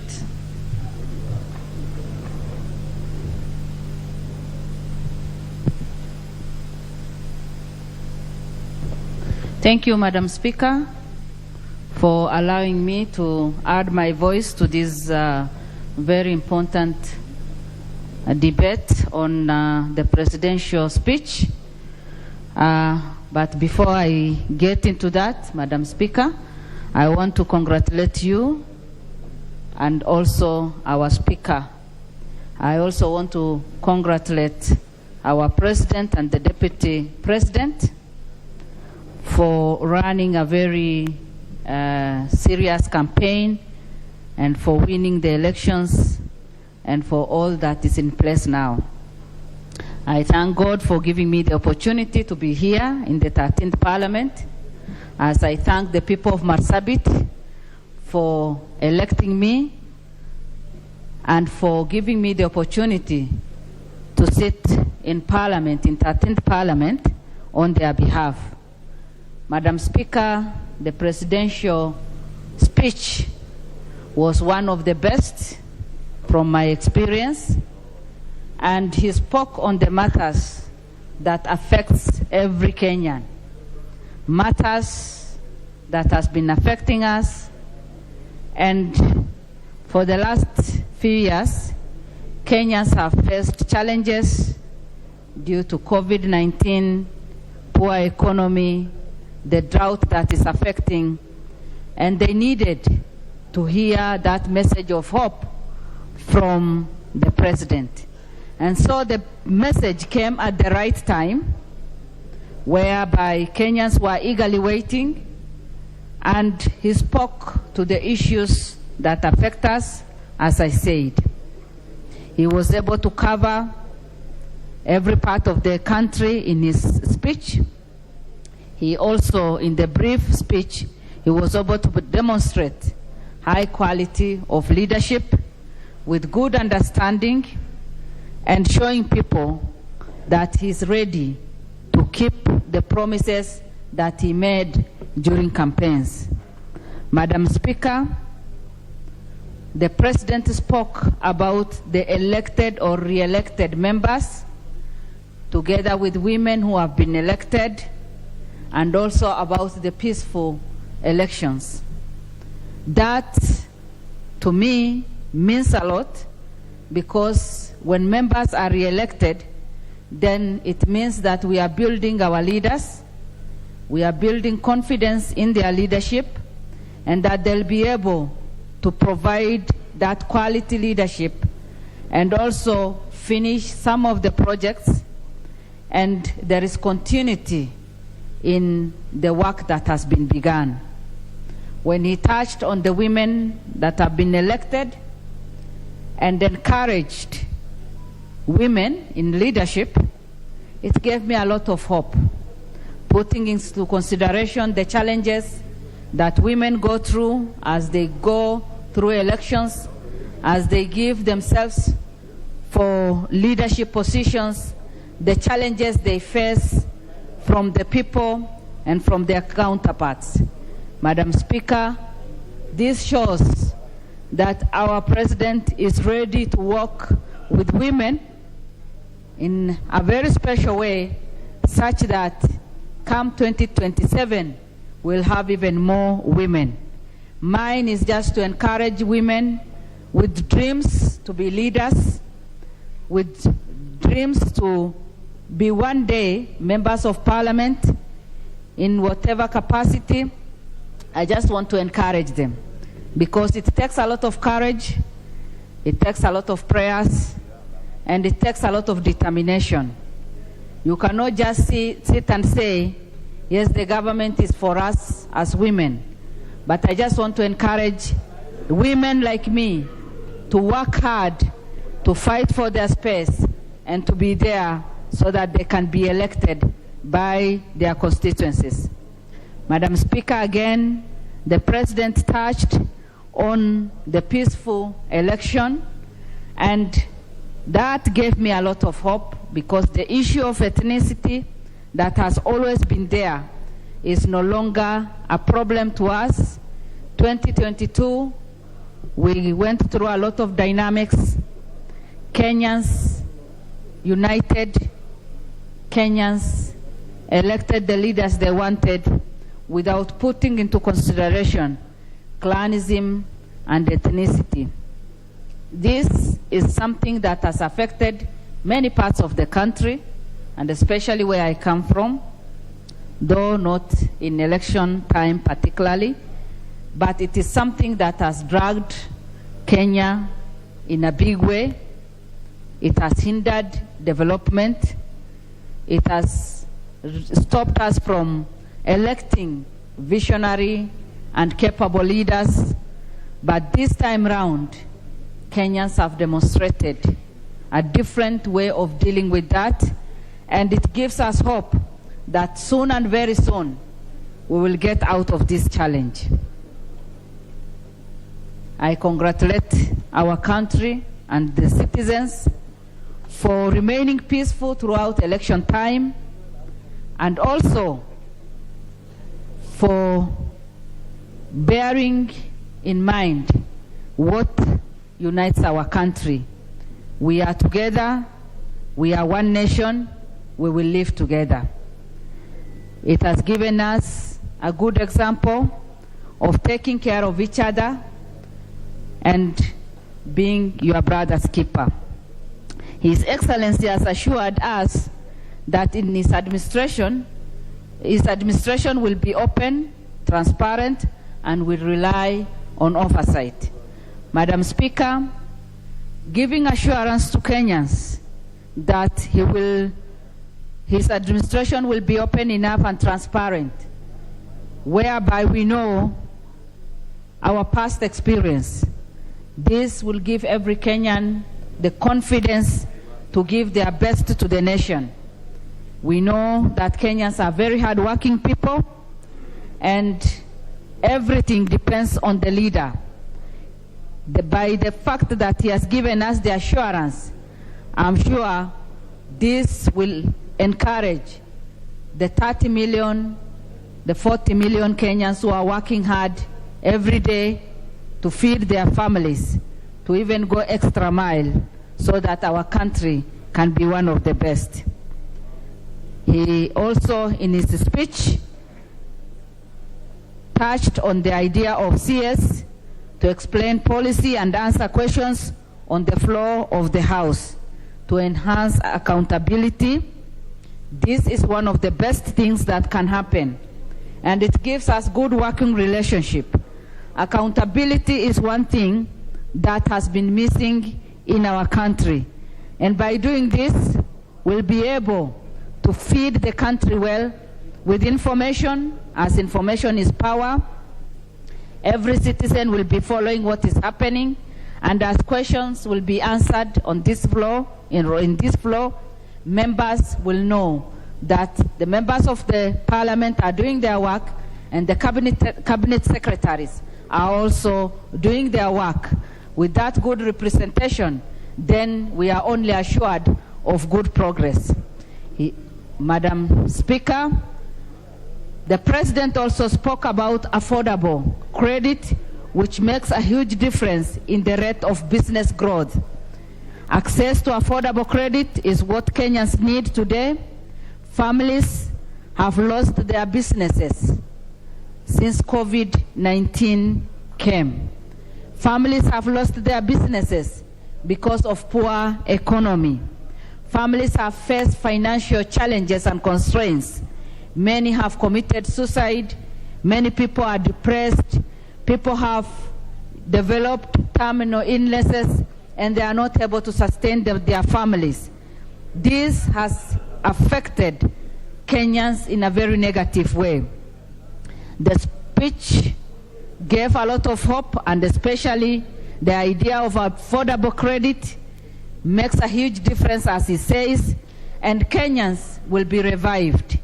People will be able to revive their businesses.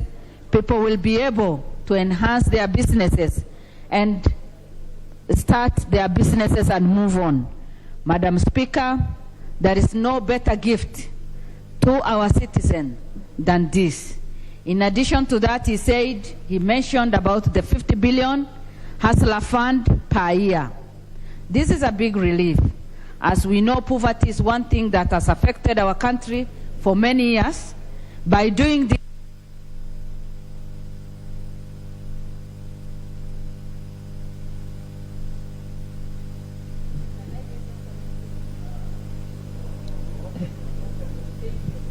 Honorable Member for Sabatia constituency.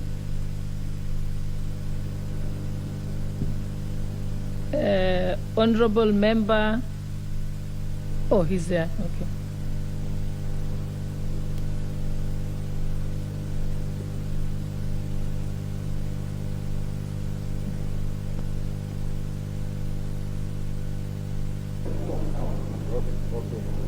Thank you, Madam.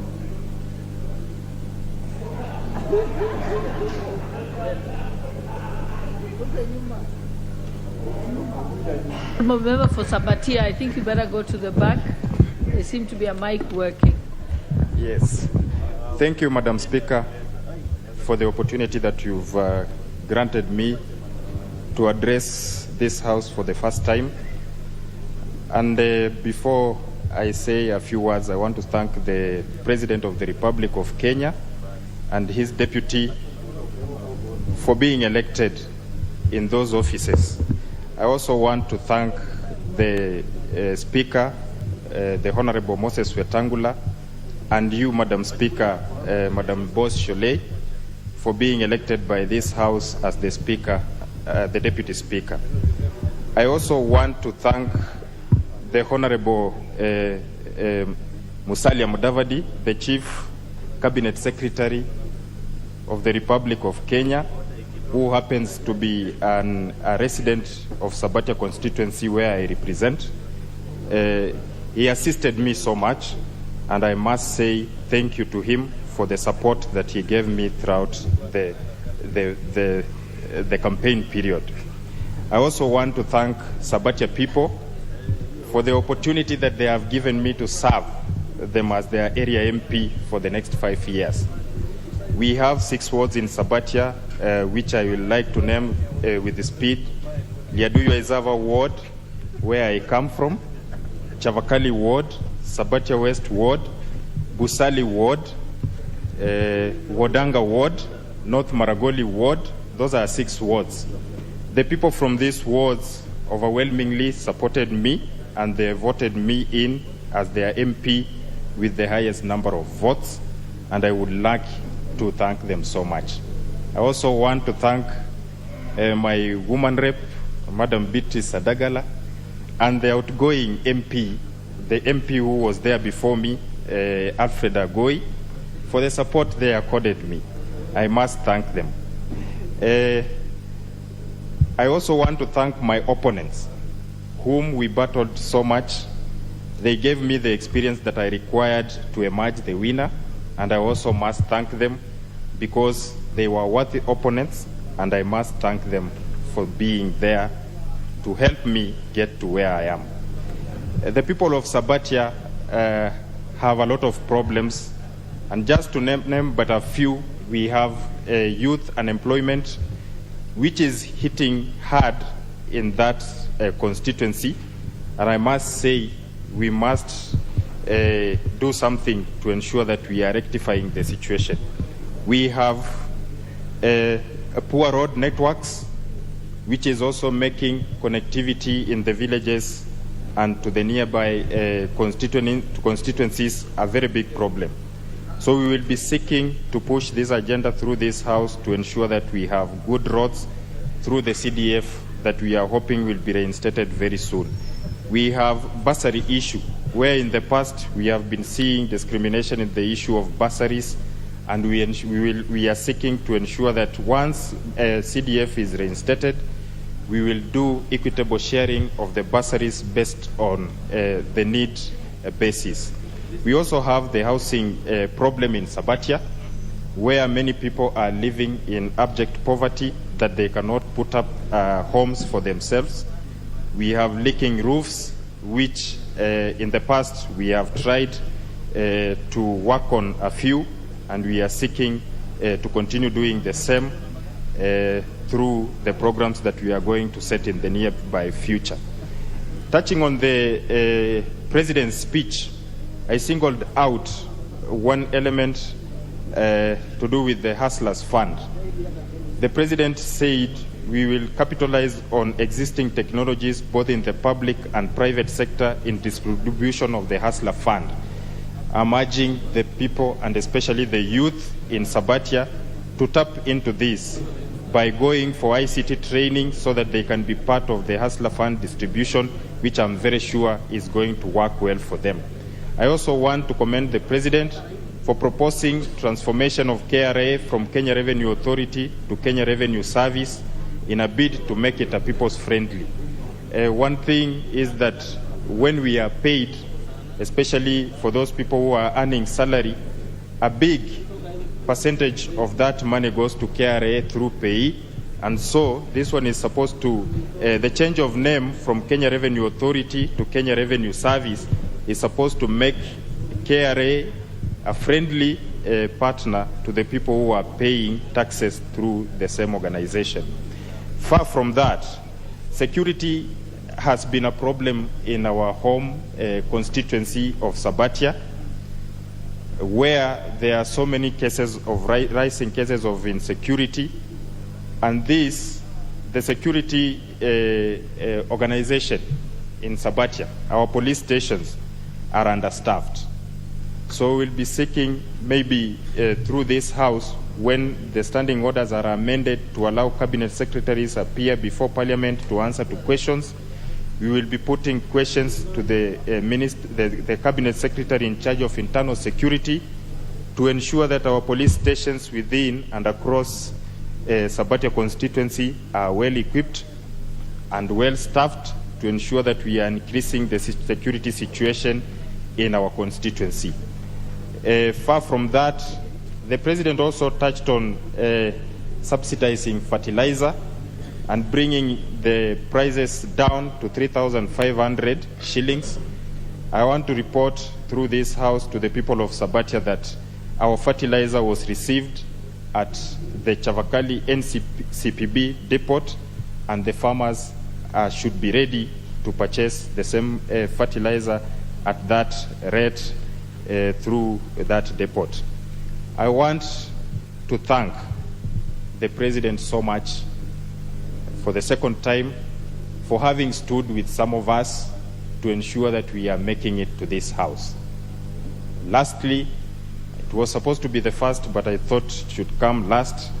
I want to thank God Almighty who made all of us come to this House, and I'll seek all MPs who have been elected for the first time and those who are in, let us stand together. Let us ensure that we are working for our people, and I'm very sure my neighbors in Muhaya, Amisi, Vihiga, and Luanda will stand with me as I will stand with them to ensure that we are addressing the issues surrounding our constituencies in a good way to make our county of Vihiga a better place than we found it. Thank you. Thank you. Member for Malava, who will be then followed by a member for Migori County.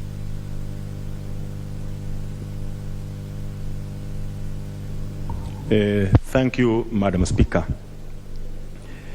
Before I register my thanks to the President's speech, I would like to Speaker and Moses Masika Wetangula as Speaker of this House. Madam Speaker, I also want to thank the people of Malava for electing me the third time as their MP. I think it's because of what I did for them. They had trust in me, and I want to assure them that this time again I'll serve them so diligently to the levels that will satisfy them as their MP. Madam Speaker, I also want to thank our President, William Samoei Ruto, for being elected as our President, and most importantly, for him proving that he's a honest person, he's a trustful person, because as I speak, I'm speaking from the position of ANC, who joined hands with him, UDA, and Fort Kenya. What he pledged that he would actually grant us, he has lived to this. He has not been so deceitful, and I want to thank Moses Wetangula and Musalia for choosing to work with William Ruto, because even the people of Western are so happy that this time around, for the first time, as we usually vote, it's the first time the Western people have really benefited from the person they have supported, unlike before, where some of them you suffered so much, like Wetangula, I remember in the last parliament, he gave a lot of support to a particular friend, our neighbor. He actually demonized him. We recall what happened in the Senate. We recall also what happened here in the National Assembly. So thank you, Mr. President, for being faithful, for being honest, avoiding politics of deceit. Now to the President's speech. Madam Speaker, some people have been asking, even I've been hearing here, that the President's speech was so brief. But Mr. Speaker, our President seems to be a very brilliant man. We look at his speech of half an hour. Interestingly, it captured the aspirations of most Kenyans. So whoever is imagining that it was so brief, maybe the lengthy bit of it is now what we are trying to air on the floor of the House. What touched me most, Mr. Speaker, was the issue of loans, particularly to small-scale persons, the so-called hustlers. Mr. Speaker, I have a case, particularly for us, persons of Western. Most of the persons in Western have a phobia for loans. This from the history the people experienced with the AFC loans. In the 1970s and 1980s, our people used to get loans from AFC, but most of them, these loans did not help them. Instead, when it came to repayment, because of the high interests. Because when the loans came about, most of our people went for it, and what they were giving us surety was land. And most of them, because of the high interest rates, were defaulting, and most of our people lost land to AFC, to the government. So these loans have been so difficult for them to go for. When they had begun opening to the loans, Madam Speaker, unfortunately, the institutions that were giving these particular loans were also now asking for very high interest rates. So again, these people had developed some fear for the loans. But I'm very happy for the President to have actually talked about ensuring that our hustlers get money at lower interest rates. This will really boost the economy, because we know most of us are where we are because of actually accessing loans affordably. Mr. Speaker, even as our hustlers get this money, I would urge that the law, we design the law such that it does not actually, these interest rates do not change along the way. Because what happens, again, sometimes when you're collecting this money as a loan, along the way it changes. Banks are really fond of this, that you take a loan which tells you the interest rate is 13 per annum, but along the way it also changes, so it makes it so difficult for the hustlers to operate. Madam Speaker, we also know that when it comes to these small-scale persons, they pay taxes. You realize that currently we have so many taxes. We have taxes from the national government, we have taxes from the county governments. So, Mr. Speaker, I would that as we develop this, we also take care of the numerous taxes that are actually affecting the small-scale persons who will really go for these particular loans.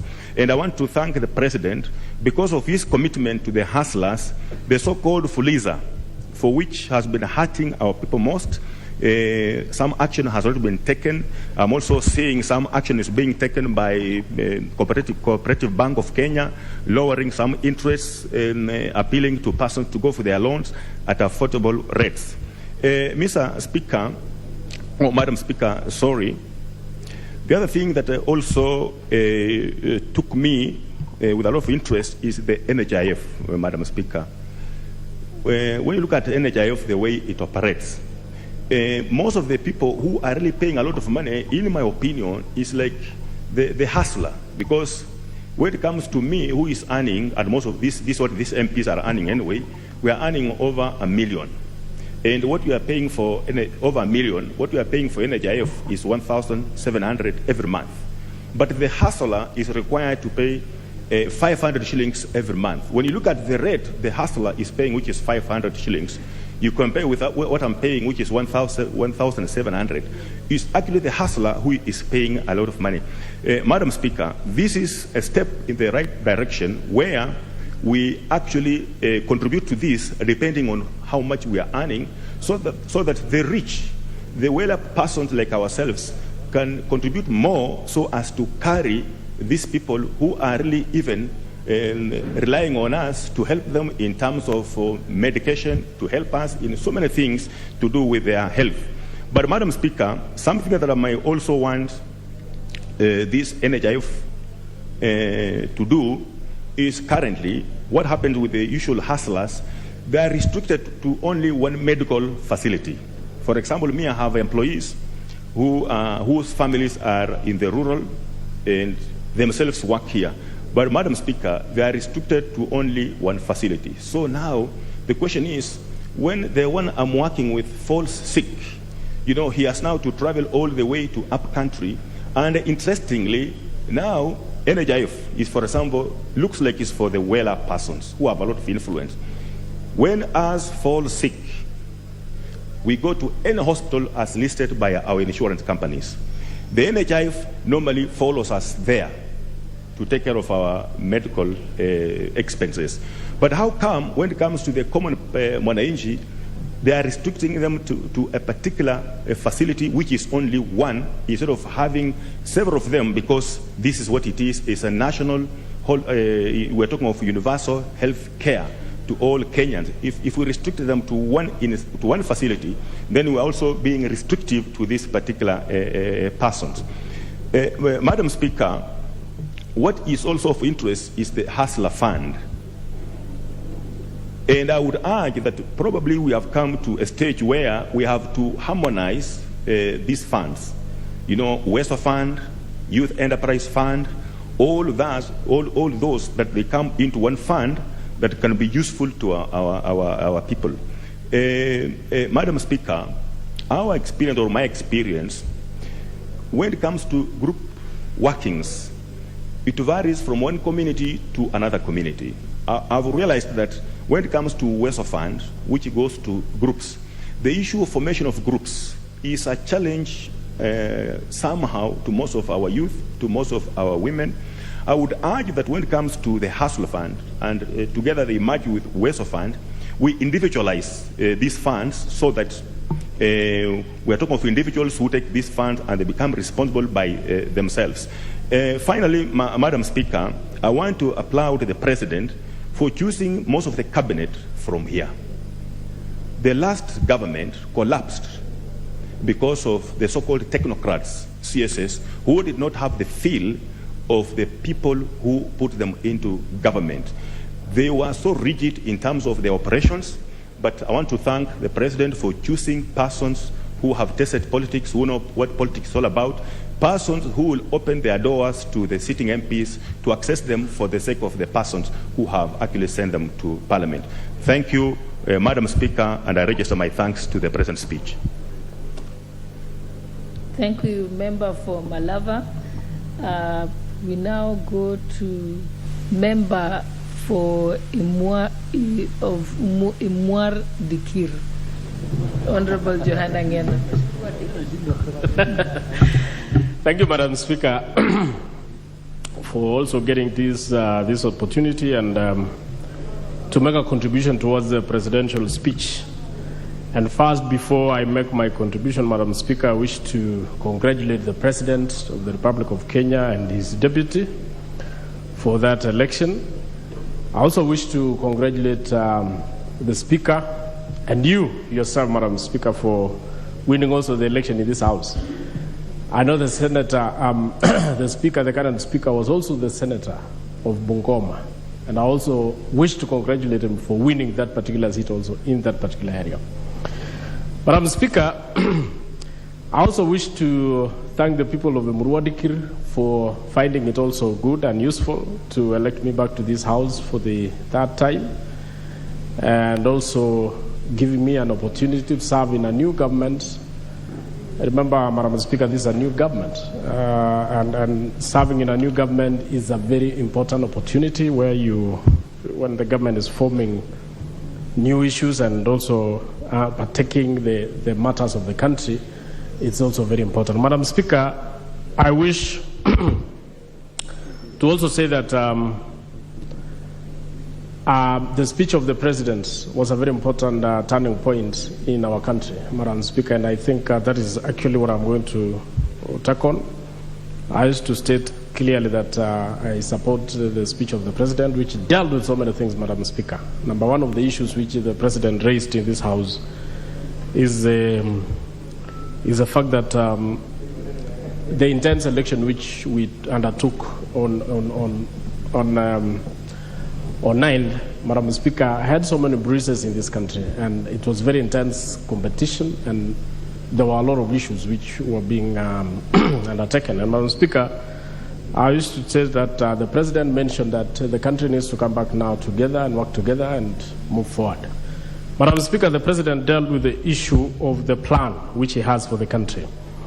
The President mentioned especially the issue of the housing that he wants to bring as a very fundamental issue in his government. Madam Speaker, remember our country, most of the people in this country live on temporary housings. Most of the people in the country live on slums. And Madam Speaker, I think it is a very important issue for the President to have put it as one of his undertakings to ensure that people live on good houses, and houses also which can be affordable. Madam Speaker, we pay rents. Several employees in this country, Madam Speaker, pay rents. Rents which, if it was to be accumulated, Madam Speaker, it would have bought houses at the term or the time those people are employed. Madam Speaker, I think it is a very good idea, and I wish to support the President and say, if it was possible, Madam Speaker, to even divert the rents or the house allowances which most of the employees are being paid in this country, Madam Speaker, towards buying these houses. Madam Speaker, I think at the end of retirement of these employees of government, people would have bought houses. Madam Speaker, also the President talked about the food sufficiency. Remember, currently as we speak, Madam Speaker, there are some areas which are ravaged by famine, drought, and all those, Madam Speaker. And I'm happy the President looked at the question of subsidizing fertilizer, the production, not even the end. Madam Speaker, even on the fuel issue, the President was also proper in stating that he wanted to remove the subsidies of the end products so that we can, if we were to subsidize, we subsidize the production. And that will actually, in the end, bring down the price of those foodstuffs that we are using. Madam Speaker, the President also talked about the 50 billion money that is to go to to his agenda of the Hustler Fund. Madam Speaker, this was his very major campaign tool while he was going around the country. And Madam Speaker, I believe this 50 billion, Madam Speaker, will go down in a big way to assist the hustlers who are down there, the women, the men, the youth, who will be accessing this particular fund, Madam Speaker. Madam Speaker, the President also talked about the management of public resources.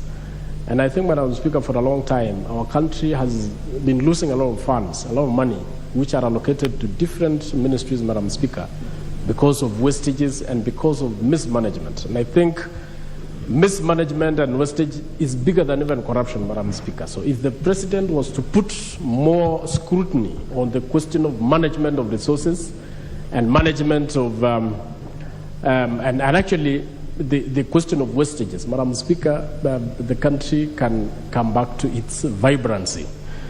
Madam Speaker, I think also the President addressed the question of corruption.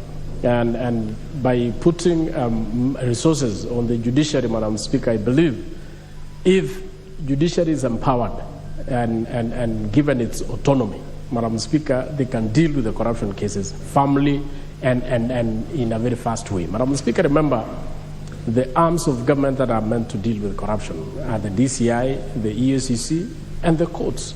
So, Madam Speaker, if these autonomous bodies are given proper funding by the government, Madam Speaker, then I believe that corruption will go down in this country. It is actually not the executive that deals with corruption. It is not even this parliament that deals with corruption, Madam Speaker. It is the DCI, the EACC, and the cases that ends up in the courts. Madam Speaker, if we allow the courts to do their work properly without twisting, without intimidation, Madam Speaker, I believe corruption will come down in this country. Madam Speaker, the President also talked about the debts, which has actually put this country down. As we speak, Madam Speaker, we are told of trillions of money which this country is paying every year.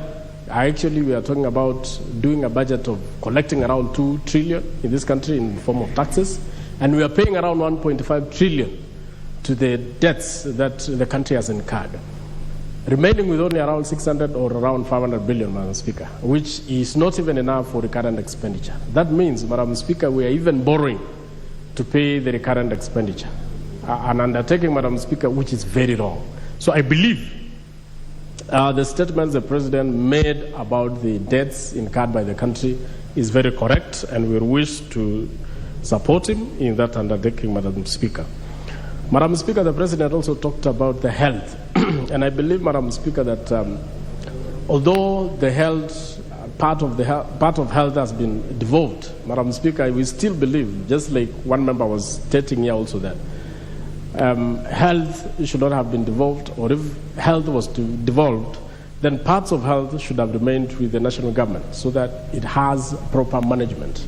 Madam Speaker, remember, many people are admitted at hospitals, and these people don't even pay, or they cannot manage to pay the bills in those particular hospitals. Madam Speaker, the President talked about enhancing the NHIF so that it can easily pay for the people who are taken to hospital. Madam Speaker, there are so many people who are selling parcels of lands. People who are selling almost their fortunes because of hospital bills. And I believe if proper enhancement is made on the NHIF, Madam Speaker, then obviously these people will not be incurring those much losses. Madam Speaker, the President also talked about the Equalization Fund and the CDF. Madam Speaker, Equalization Fund has been in this House. It has been in the budgets. It is in the Constitution, but no particular, there was only one disbursement which was done by the government. And I believe this government will put more effort to ensure that those areas which have been marginalized for long will also benefit from the Equalization Fund. Madam Speaker, the question of CDF, Madam Speaker, has had been stated majorly by most of the members, is that we need to align it with the Constitution so that the CDF can continue helping the people in our areas. Madam Speaker, remember now schools have been opened and parents are complaining of the fees because there is no CDF at the moment, no dispersal of CDF. So, Madam Speaker, I wish to support the speech by the President, and also I wish to congratulate members who have been appointed to the CSS positions, and we are waiting to pass them here, scrutinize and pass them here. Madam Speaker, I thank you. Thank you. Next is member for Game. But before even he starts, I just want to assure members that we are doing well and we'll have sufficient time even in the afternoon for those who don't get time now. So we appreciate your interest. And we do still have at least 6 or 7 members who can go ahead. Thank you. Thank you, Madam Speaker. Allow me to congratulate you for your election and that of Honorable Wetangula. Having said that, allow me to thank the people of Game for having given me a second chance and for having voted with confidence and acknowledged the developments that I've done for them during the past 5 years. Allow me then to comment on the President's speech. I think from the onset, the President mentioned that the elections that are conducted were very competitive. I think he took cognizance that even the difference in his victory was just 200,000. And therefore he's cognizant that this country was divided into two. And I believe, given the tone of his speech, he's going to work hands-on to ensure that Kenya is united. Having said that, part of his speech, he mentioned on the need for the reduction of 300 billion. I think it's something that is possible, but I think our technocrats at the Treasury have an easier job to do. If you were to ask me, the easier way to reduce the 300 billion would be to look at the last 5-year absorption rates in all the ministries. If we look at the percentage absorption, majorly, it borders about 65 to 70%. So if you are to use the absorption rate based on the ministries, it will be much easier to reduce the 300 billion without specifically looking at the line items. So I encourage the technocrats of the ministry to look at the absorption in line ministries to determine how efficient a ministry is in absorbing their budgets. He also spoke about agriculture subsidy. The world over, agriculture is not meant for profitability.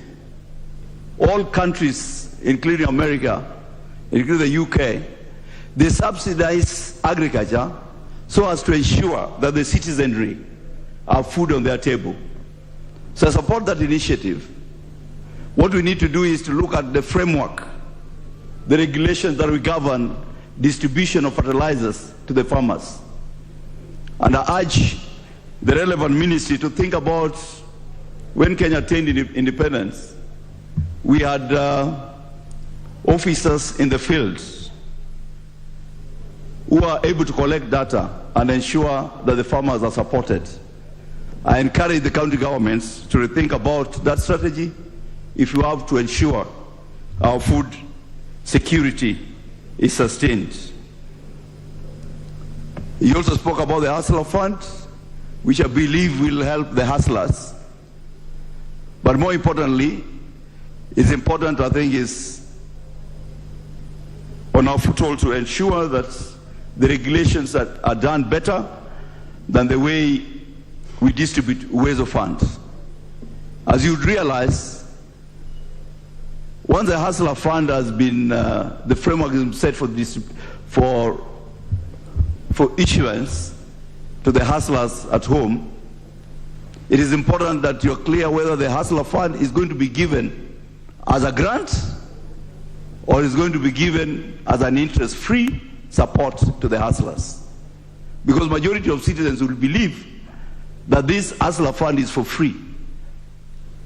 Then the leadership from the functional cooperative ministry will have a problem in recovering the Hustler Fund. So it's important to think about it that way. The President also spoke about KRA, which I think is important for the country. I think for a long time, small businesses in Kenya have been closed by KRA.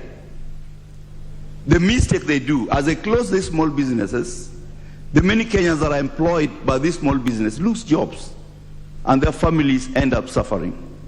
So I believe if we rebrand KRA to Kenya Revenue Service, they'll be able to reevaluate their mandates and ensure that they treat those who pay taxes in a way that creates traction for them to pay more, not in a way that they look at paying tax as a punitive measure of killing businesses. Also, I think he spoke about the cost of living. But what he did not speak about, which he missed in his speech, the President missed an opportunity to tell us how we are going to lower the cost of electricity. It is only in Kenya, the whole of Africa and the world, where supply and demand law does not work.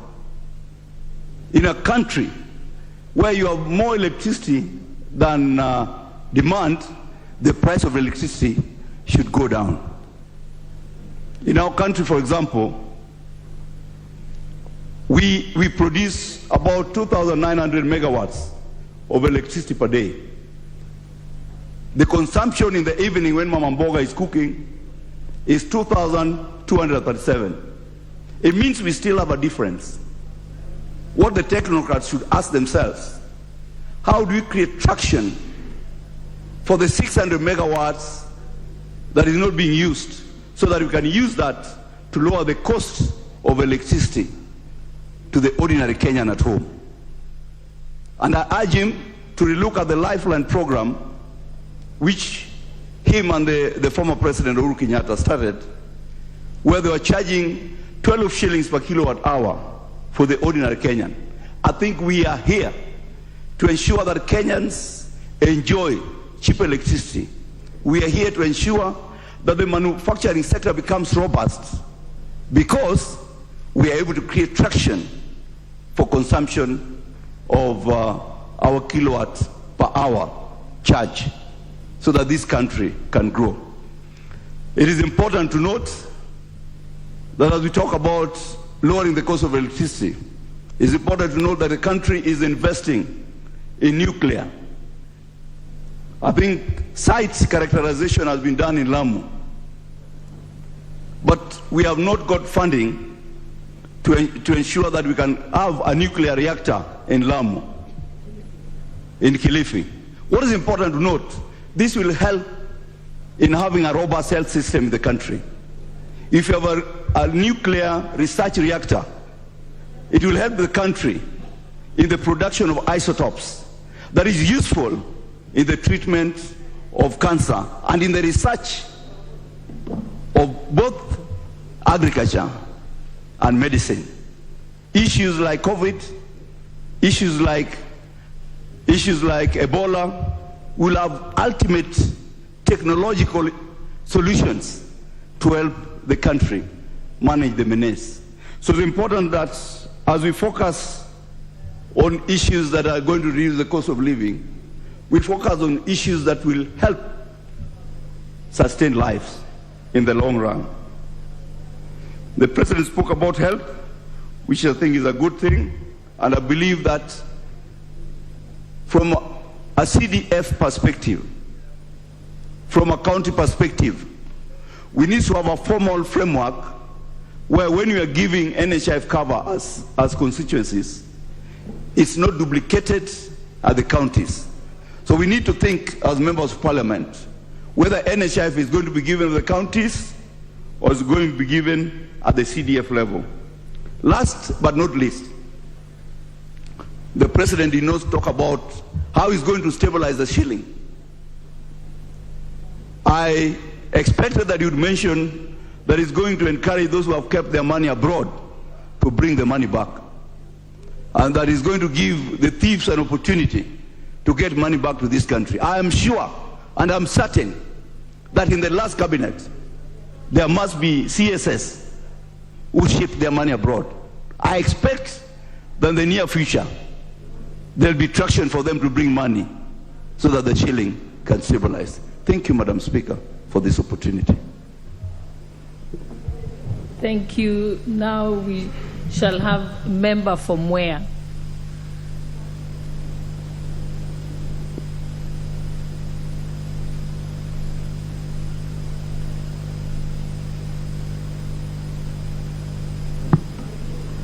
Thank you, Madam Speaker, for this opportunity. I want to start by congratulating you on your election as the Deputy Speaker of this House, and your Speaker, Mr. Honorable Moses Wetangula, as the Speaker of the National Assembly. I'd also like to thank the great people of Moya constituency for electing me to this august House and for electing me as their first female member of Parliament. I promise them that I will do everything within my capacity to live up to their expectations. Allow me, Madam Deputy Speaker, to speak briefly on the presidential speech. And I'll touch on a few areas. On healthcare, in his speech, Madam Speaker, the President spoke to the issue of universal healthcare for all.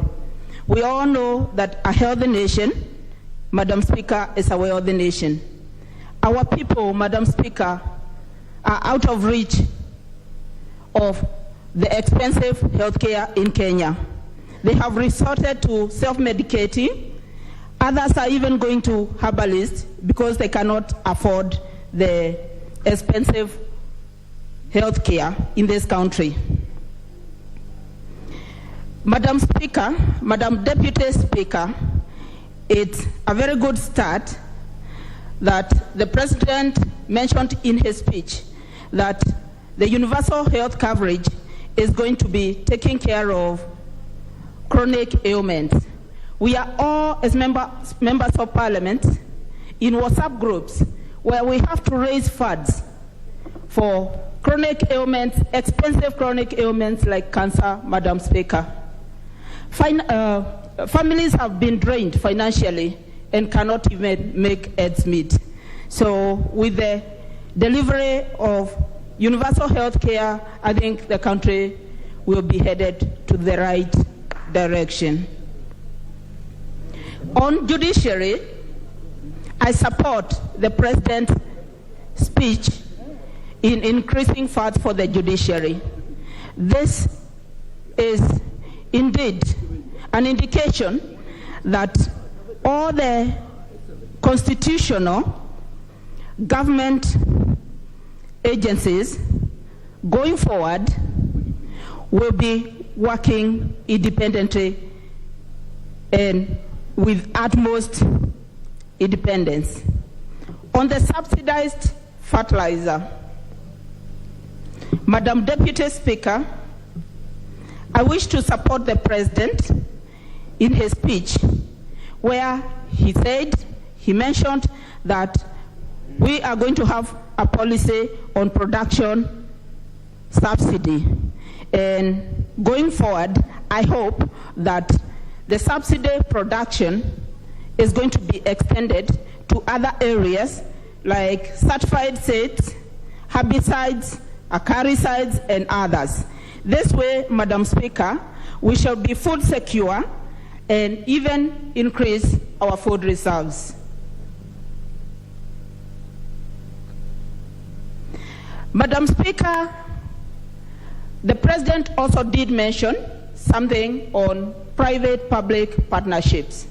It is my prayer that these PPPs are going to come up with projects that are going to harness the overflow of water into the Indian Ocean. It is only in Kenya where we have floods and we have famine in the same country, and we cannot marry the two situations. Madam Speaker, I support that if this is done, if the water harnessing projects are taken up by the PPPs, that we are going to be food secure, we are going to increase our food production through irrigation, and that we are going to also increase food in our reserves. We could even, Madam Speaker, be exporters of food in this country. I thank you, Madam Speaker, but overall, the President's speech was full of hope for this country and was full of inspiration. It was a great speech. I thank you. Thank you, Member for Mwea, for being brief. And now we shall have a member for Mumias East. Members, Honorable Speaker, sir, you got me off guard, but let me try to see what I can say. I've just come to realize that there are many things that are happening in this house that maybe before I speak what I have, let me begin by just saying thanks to my people of Mumias East constituency for giving me this opportunity. More so to the women of Mumias, you trusted me. You said that you'll give me your votes without giving you anything. So I'll serve you in full capacity. First, Madam Speaker, there is this issue of the monos in this house. Madam Speaker, with the people who are the first timers, we are not being given time to address. Even sometimes when there is a very good motion for us to contribute, we are always told that to wait a bit we cannot comment. So, Madam Speaker, it's very much unfair for people like us. So we want to seek your intervention going forward so that we can also be given time to give our contribution going forward. Number two, we also have, there are those committees, like right now we have had our President giving out his speech. And in his speech, when he was giving it out, he said about our economy and how we can revive our economy. And you can realize that there is this committee called PIG. And you realize that many members in this house, they are really salivating for that PIG. My request is that those people who have been there previously and they have not provided leadership in terms of oversight in those PIG, they should not be given an opportunity to be in those committees so that we can have right people to provide oversight. We have seen many parastatals in this country, like Nzoia Sugar, others are not performing very well. And this house should be providing enough oversight to do the necessary job. When the President talks about the issue of the electricity, I support that move very 100%. Because you realize that the cost of doing business in this country is very high. And it's very important that right now we must legislate on how we can reduce the cost of electricity by allowing other consumers so that it should not be only the Kenyan to provide electricity in this nation. We must do away with that monopoly. And even Kenya Power is not doing so well in terms of that. So it's also another area, as we're going forward, we need also to legislate on that. I also want to congratulate him when he spoke about our issue of the agriculture. And this is an area whereby we need to do value addition. Most of the things are being imported, things that have really weakened Kenya shilling. And so we must also do a lot in terms of research and get to know going forward how we can make our life for our Kenyans to go down. Another issue that I'll also address is that about the issue of I've been brought in this house because I've been fighting for the revival of mere sugar. And you realize that the sugar industry has been taken over by cartels in this country. You find one person only has 60 companies, but our industries for the government are not performing so well. So I want to ask this house that we must push forward so that we can have the sugar bill going through, so that we don't, and there is that animal called AFA. Mr. Speaker, sir, Madam Speaker, sir, my wish to you is that AFA must be disbanded, because that AFA, and this issue, because this is an agricultural economy, we cannot say that all food crops can be, every crop is being put as food crop. So let the sugar be a cash crop. So they have, and that's why there is a lot of confusion in that AFA, Madam Speaker, sir. Madam Speaker, sir, there is also, you know, we are having a lot of issues to speak. Madam Speaker, sir. Madam Speaker, pola pole ndio napata. Aya.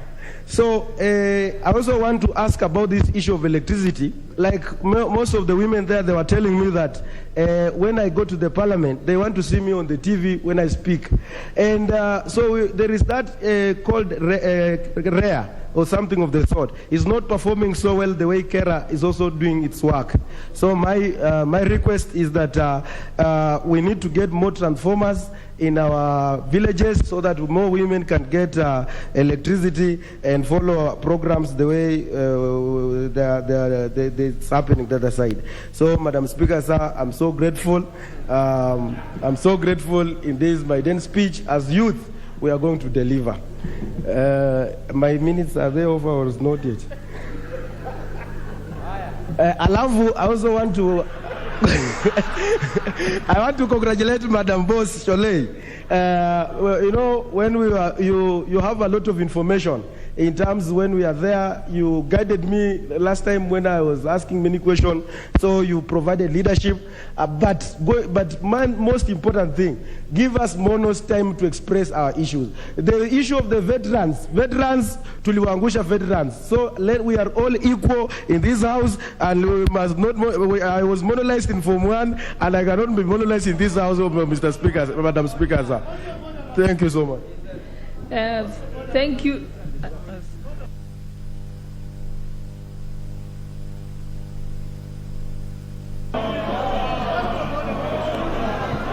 Thank you, member for Mumias East. Thank you, member for Mumias East. And thank you for the compliments.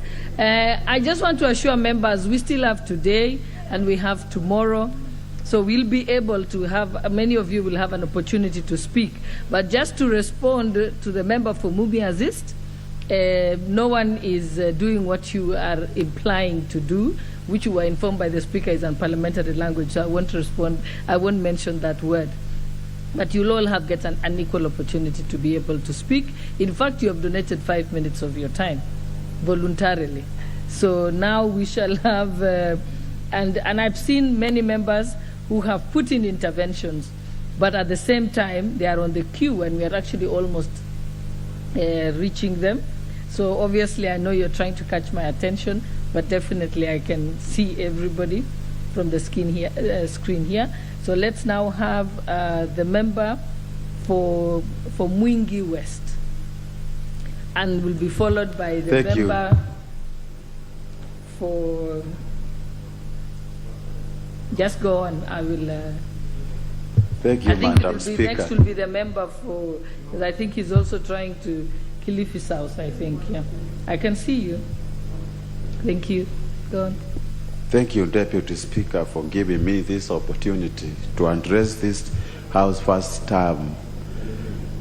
Madam Speaker, let me take this earliest time to thank appreciate and acknowledge people of Mwingi West for re-electing me second time to represent them in the August House.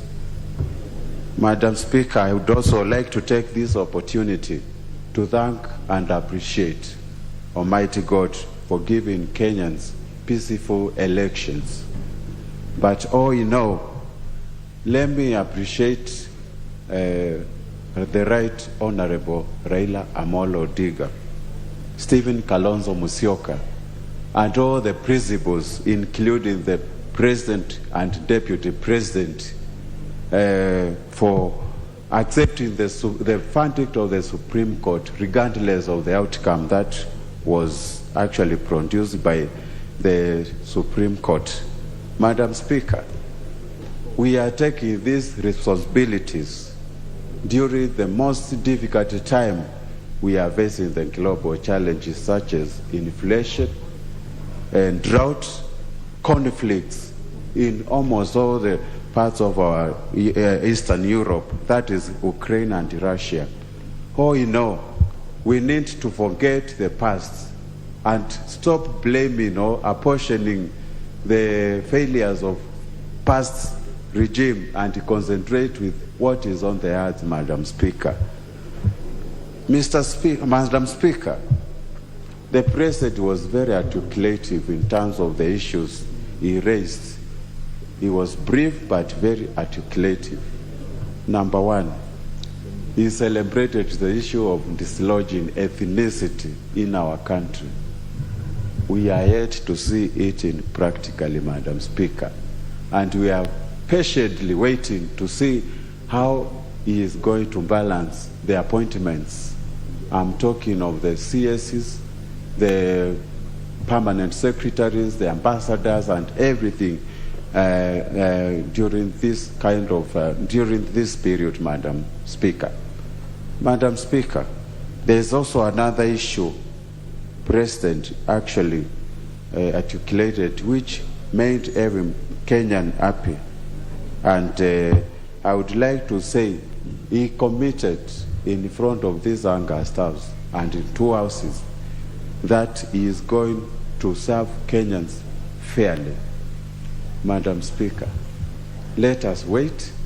We give President time, but we expect each and every appointment to address the issue of gender, ethnicity, and religion.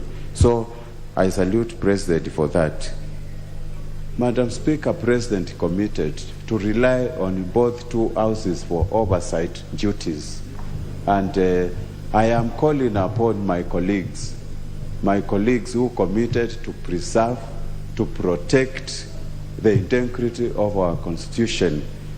Let us not make decisions based on how our parties are going to dictate us, but on the basis of how we are going to protect the interests of the Kenya. And that is why the President said he will overly rely on these two houses in matters of legislation. The other issue that came is facilitation of cabinet secretaries to appear on the floor of the House, the August House, to answer the questions members have been facing. The last Parliament, 12th Parliament, we had a lot of challenges. Cabinet secretaries failing to attend committee meetings after some consult. I think this will be, it will be appreciated if we can have them on the floor of the House to articulate their issues on the floor of the House, Madam Speaker.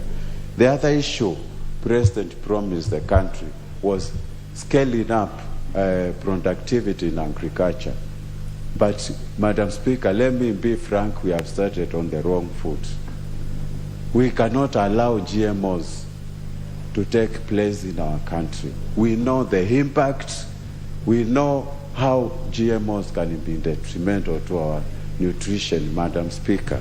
That is why we need to address the issues of scaling up agriculture in terms of constructing dams, adding more earth dams, water pans, and we need to emphasize the issue of clean agriculture instead of reintroducing GMO. Europe I've not seen GMOs actually operating, and even developing countries are emphasizing on clean agriculture more than the GMOs. So I'm calling upon the President to focus on irrigable lands, issues of healthy dams, water pans and dams, to ensure there is plenty of food production in our country. Madam Speaker, I cannot emphasize on the issue of affordable credit facility. Many of the Kenyans have got great ideas, great business ideas, and they only lack capital to implement what they have in their minds. And the President is committed on ensuring there is free and affordable credit facility in our country through the creation of the SME, which we just saw that ministry. Then the CRB has really been punishing Kenyans. The approach on credit scoring has been very punitive, and we would check the President to, I hope the President will commit what he promised Kenyans in terms of changing the formulation of CRB, the way they have been doing things, to credit scoring system, Madam Speaker. The issue that we need also to address, and which really addressed, was the issue of capital projects. Madam Speaker, we have got so many stored projects in our country, not even in our constituency. I am just reminding President one project, Kabati Mingwani Bondoni Road, which has stored from Kitui Kibwezi Road. We would like to see, I would have actually wished President that day to commit that he is going to complete all the projects initiated by the previous regime. And I'm actually urging him to do so that we can have completion of all the projects which stored. Issues of water, issues of roads, issues of electricity, and we will be very happy as Kenyans to see that happening. Electricity. Jesus Christ, this is a department that needs serious attention, and I'm happy President acknowledged it. We have got so many fake transformers which were installed 10 years ago in our country, not even constituencies alone. There is also inequality in terms of distribution of power projects, electrification. There's also issues of metering. You find that most of the time Kenya Power or REREC actually installs electricity, but they end up delayed in installing meters, and we have been facing this issue. We need adequate and timely distribution of electricity and metering, Madam Speaker, as the way the President put it. There was issue of management of public debt, and I'm happy this House has created a committee on public debt management, and we will look at that. When I don't have an issue of borrowing money in this country, the issue is, are we borrowing money to do projects at the right price and implement the right projects that will spur the economic growth? That is the issue I am having. Madam Speaker, we can speak so much. The other two very important things that we must do is to develop a Kenyan brand of tea. We need a Kenyan brand. And we are going to work with Keteba, we are going to work with all the other players so that together we can focus. For a very long time, Kenya has produced tea that has helped everybody brand their low quality tea. I think it is time we help ourselves. We have helped everybody, it is fine, but it is time we ourselves take the advantage of our good quality tea and brand it, and anybody else who wants to use our good quality tea must come and work with us. So the ministry, the instructions to you are very clear. We must have a Kenyan branded product in tea that we can market, and it doesn't matter what form it takes. I am going to be available and the government of Kenya is going to be available until we have that brand of tea so that we can be selling our tea. Number two, in the next 5 years, we must move our value-added tea from 5% to 50%. Today, we are adding value to only 5% of our tea. I want to tell the ministry it's not going to be business as usual. We are going to move our value-added tea for export from 5% to 50%. At the minimum, I am talking about at the minimum. Because you've heard for yourselves, our competitors are producing maybe 60% of quantities like us, but they are earning 3 times because they are adding value. And I want to announce here that the government of Kenya is going to work with the industry players so that in Dongokundu we can have a common user facility that the government of Kenya is going to invest in so that we can process, we can package, and we can value add our tea out of the Dongokundu facility. I think KTDA is already aware, and I'm sure all the other players are aware.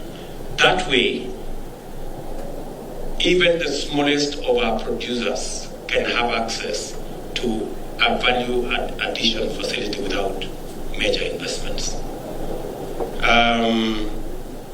Let me also say that all these interventions, we're going to be working with industry players. I am very clear in my mind where we need to take this in terms of tea, in terms of coffee, and all the other cereals that we are engaged in, and all the other products that we are working with. We not only want to leverage on the infrastructure provided to us by the Africa Continental Free Trade Area, we're going to look at other markets. There is absolutely no reason why people in the African continent go to buy tea from other markets when we have our own very high quality tea that we can provide to them at the same price at which they are buying tea from other parts of our globe. I expect the ministry to take this to the next level. Apart from Ghana, I expect us to have a conversation with Cameroon. I expect us to have a conversation, the same conversation with Tunisia, with Morocco, and all the other major tea importing countries in our continent, so that we can give them the opportunity to drink the best tea in the world from Kenya. I think it is unfair. I think it's unfair for our brothers and sisters in this continent to drink low quality tea when they can have the best quality tea from their own brothers and sisters from Kenya. So I look forward to us working on this project and program so that we can actualize the aspirations of our country and also of the many ordinary farmers around our country or across our country who want a better income from their tea and coffee. I want to encourage all our farmers. Many of them, sometimes they get discouraged because of what they see in the market. I want to tell them we're going to support them, we're going to stand by them, we're going to make sure that they can produce more, and we're going to make sure that there will be value for the tea they produce and their earnings will increase. That's the trajectory which we want. So, ladies and gentlemen, let me not say more than that. Let me congratulate our brothers from Ghana. We appreciate that Ghana has not only been friends to Kenya, but they are willing for us to take our friendship and our collaboration to the next level. When we do business together, we become even greater friends. So I hope the business people in Kenya and the business people in Ghana will seize this opportunity, make money, create prosperity, create jobs, but most importantly, make sure our farmers get a better return for their product. So, asanteni sana, and I look forward to working with all of you as we forge ahead into the future together. Asanteni sana. Shukran za dhati Mheshimiwa Rais. Tafadhali kwa ruhusa yako kabla uondoke, ninaomba uweze kupewa zawadi ambayo umeweza kuandaliwa na mwenyekiti wa Kitipa Bwana John wa Susana, naye Group CEO KTDA Bwana Wilson Mudhaura. Tafadhali Mheshimiwa Rais, kubali zawadi hiyo.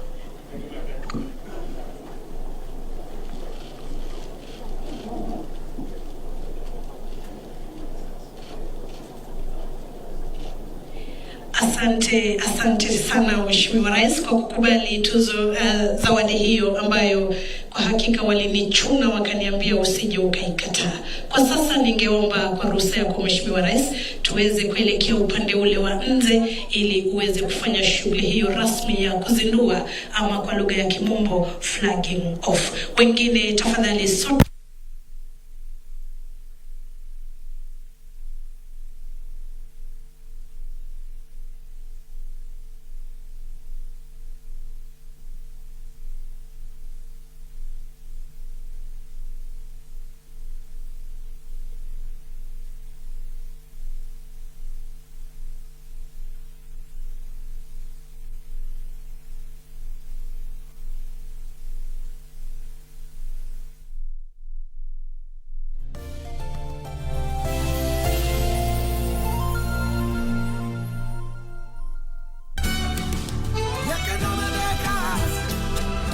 That woman Noria is evil. She wanted to kill the children, and when Alfonso saw her, he ran towards her to stop her, and then she killed him.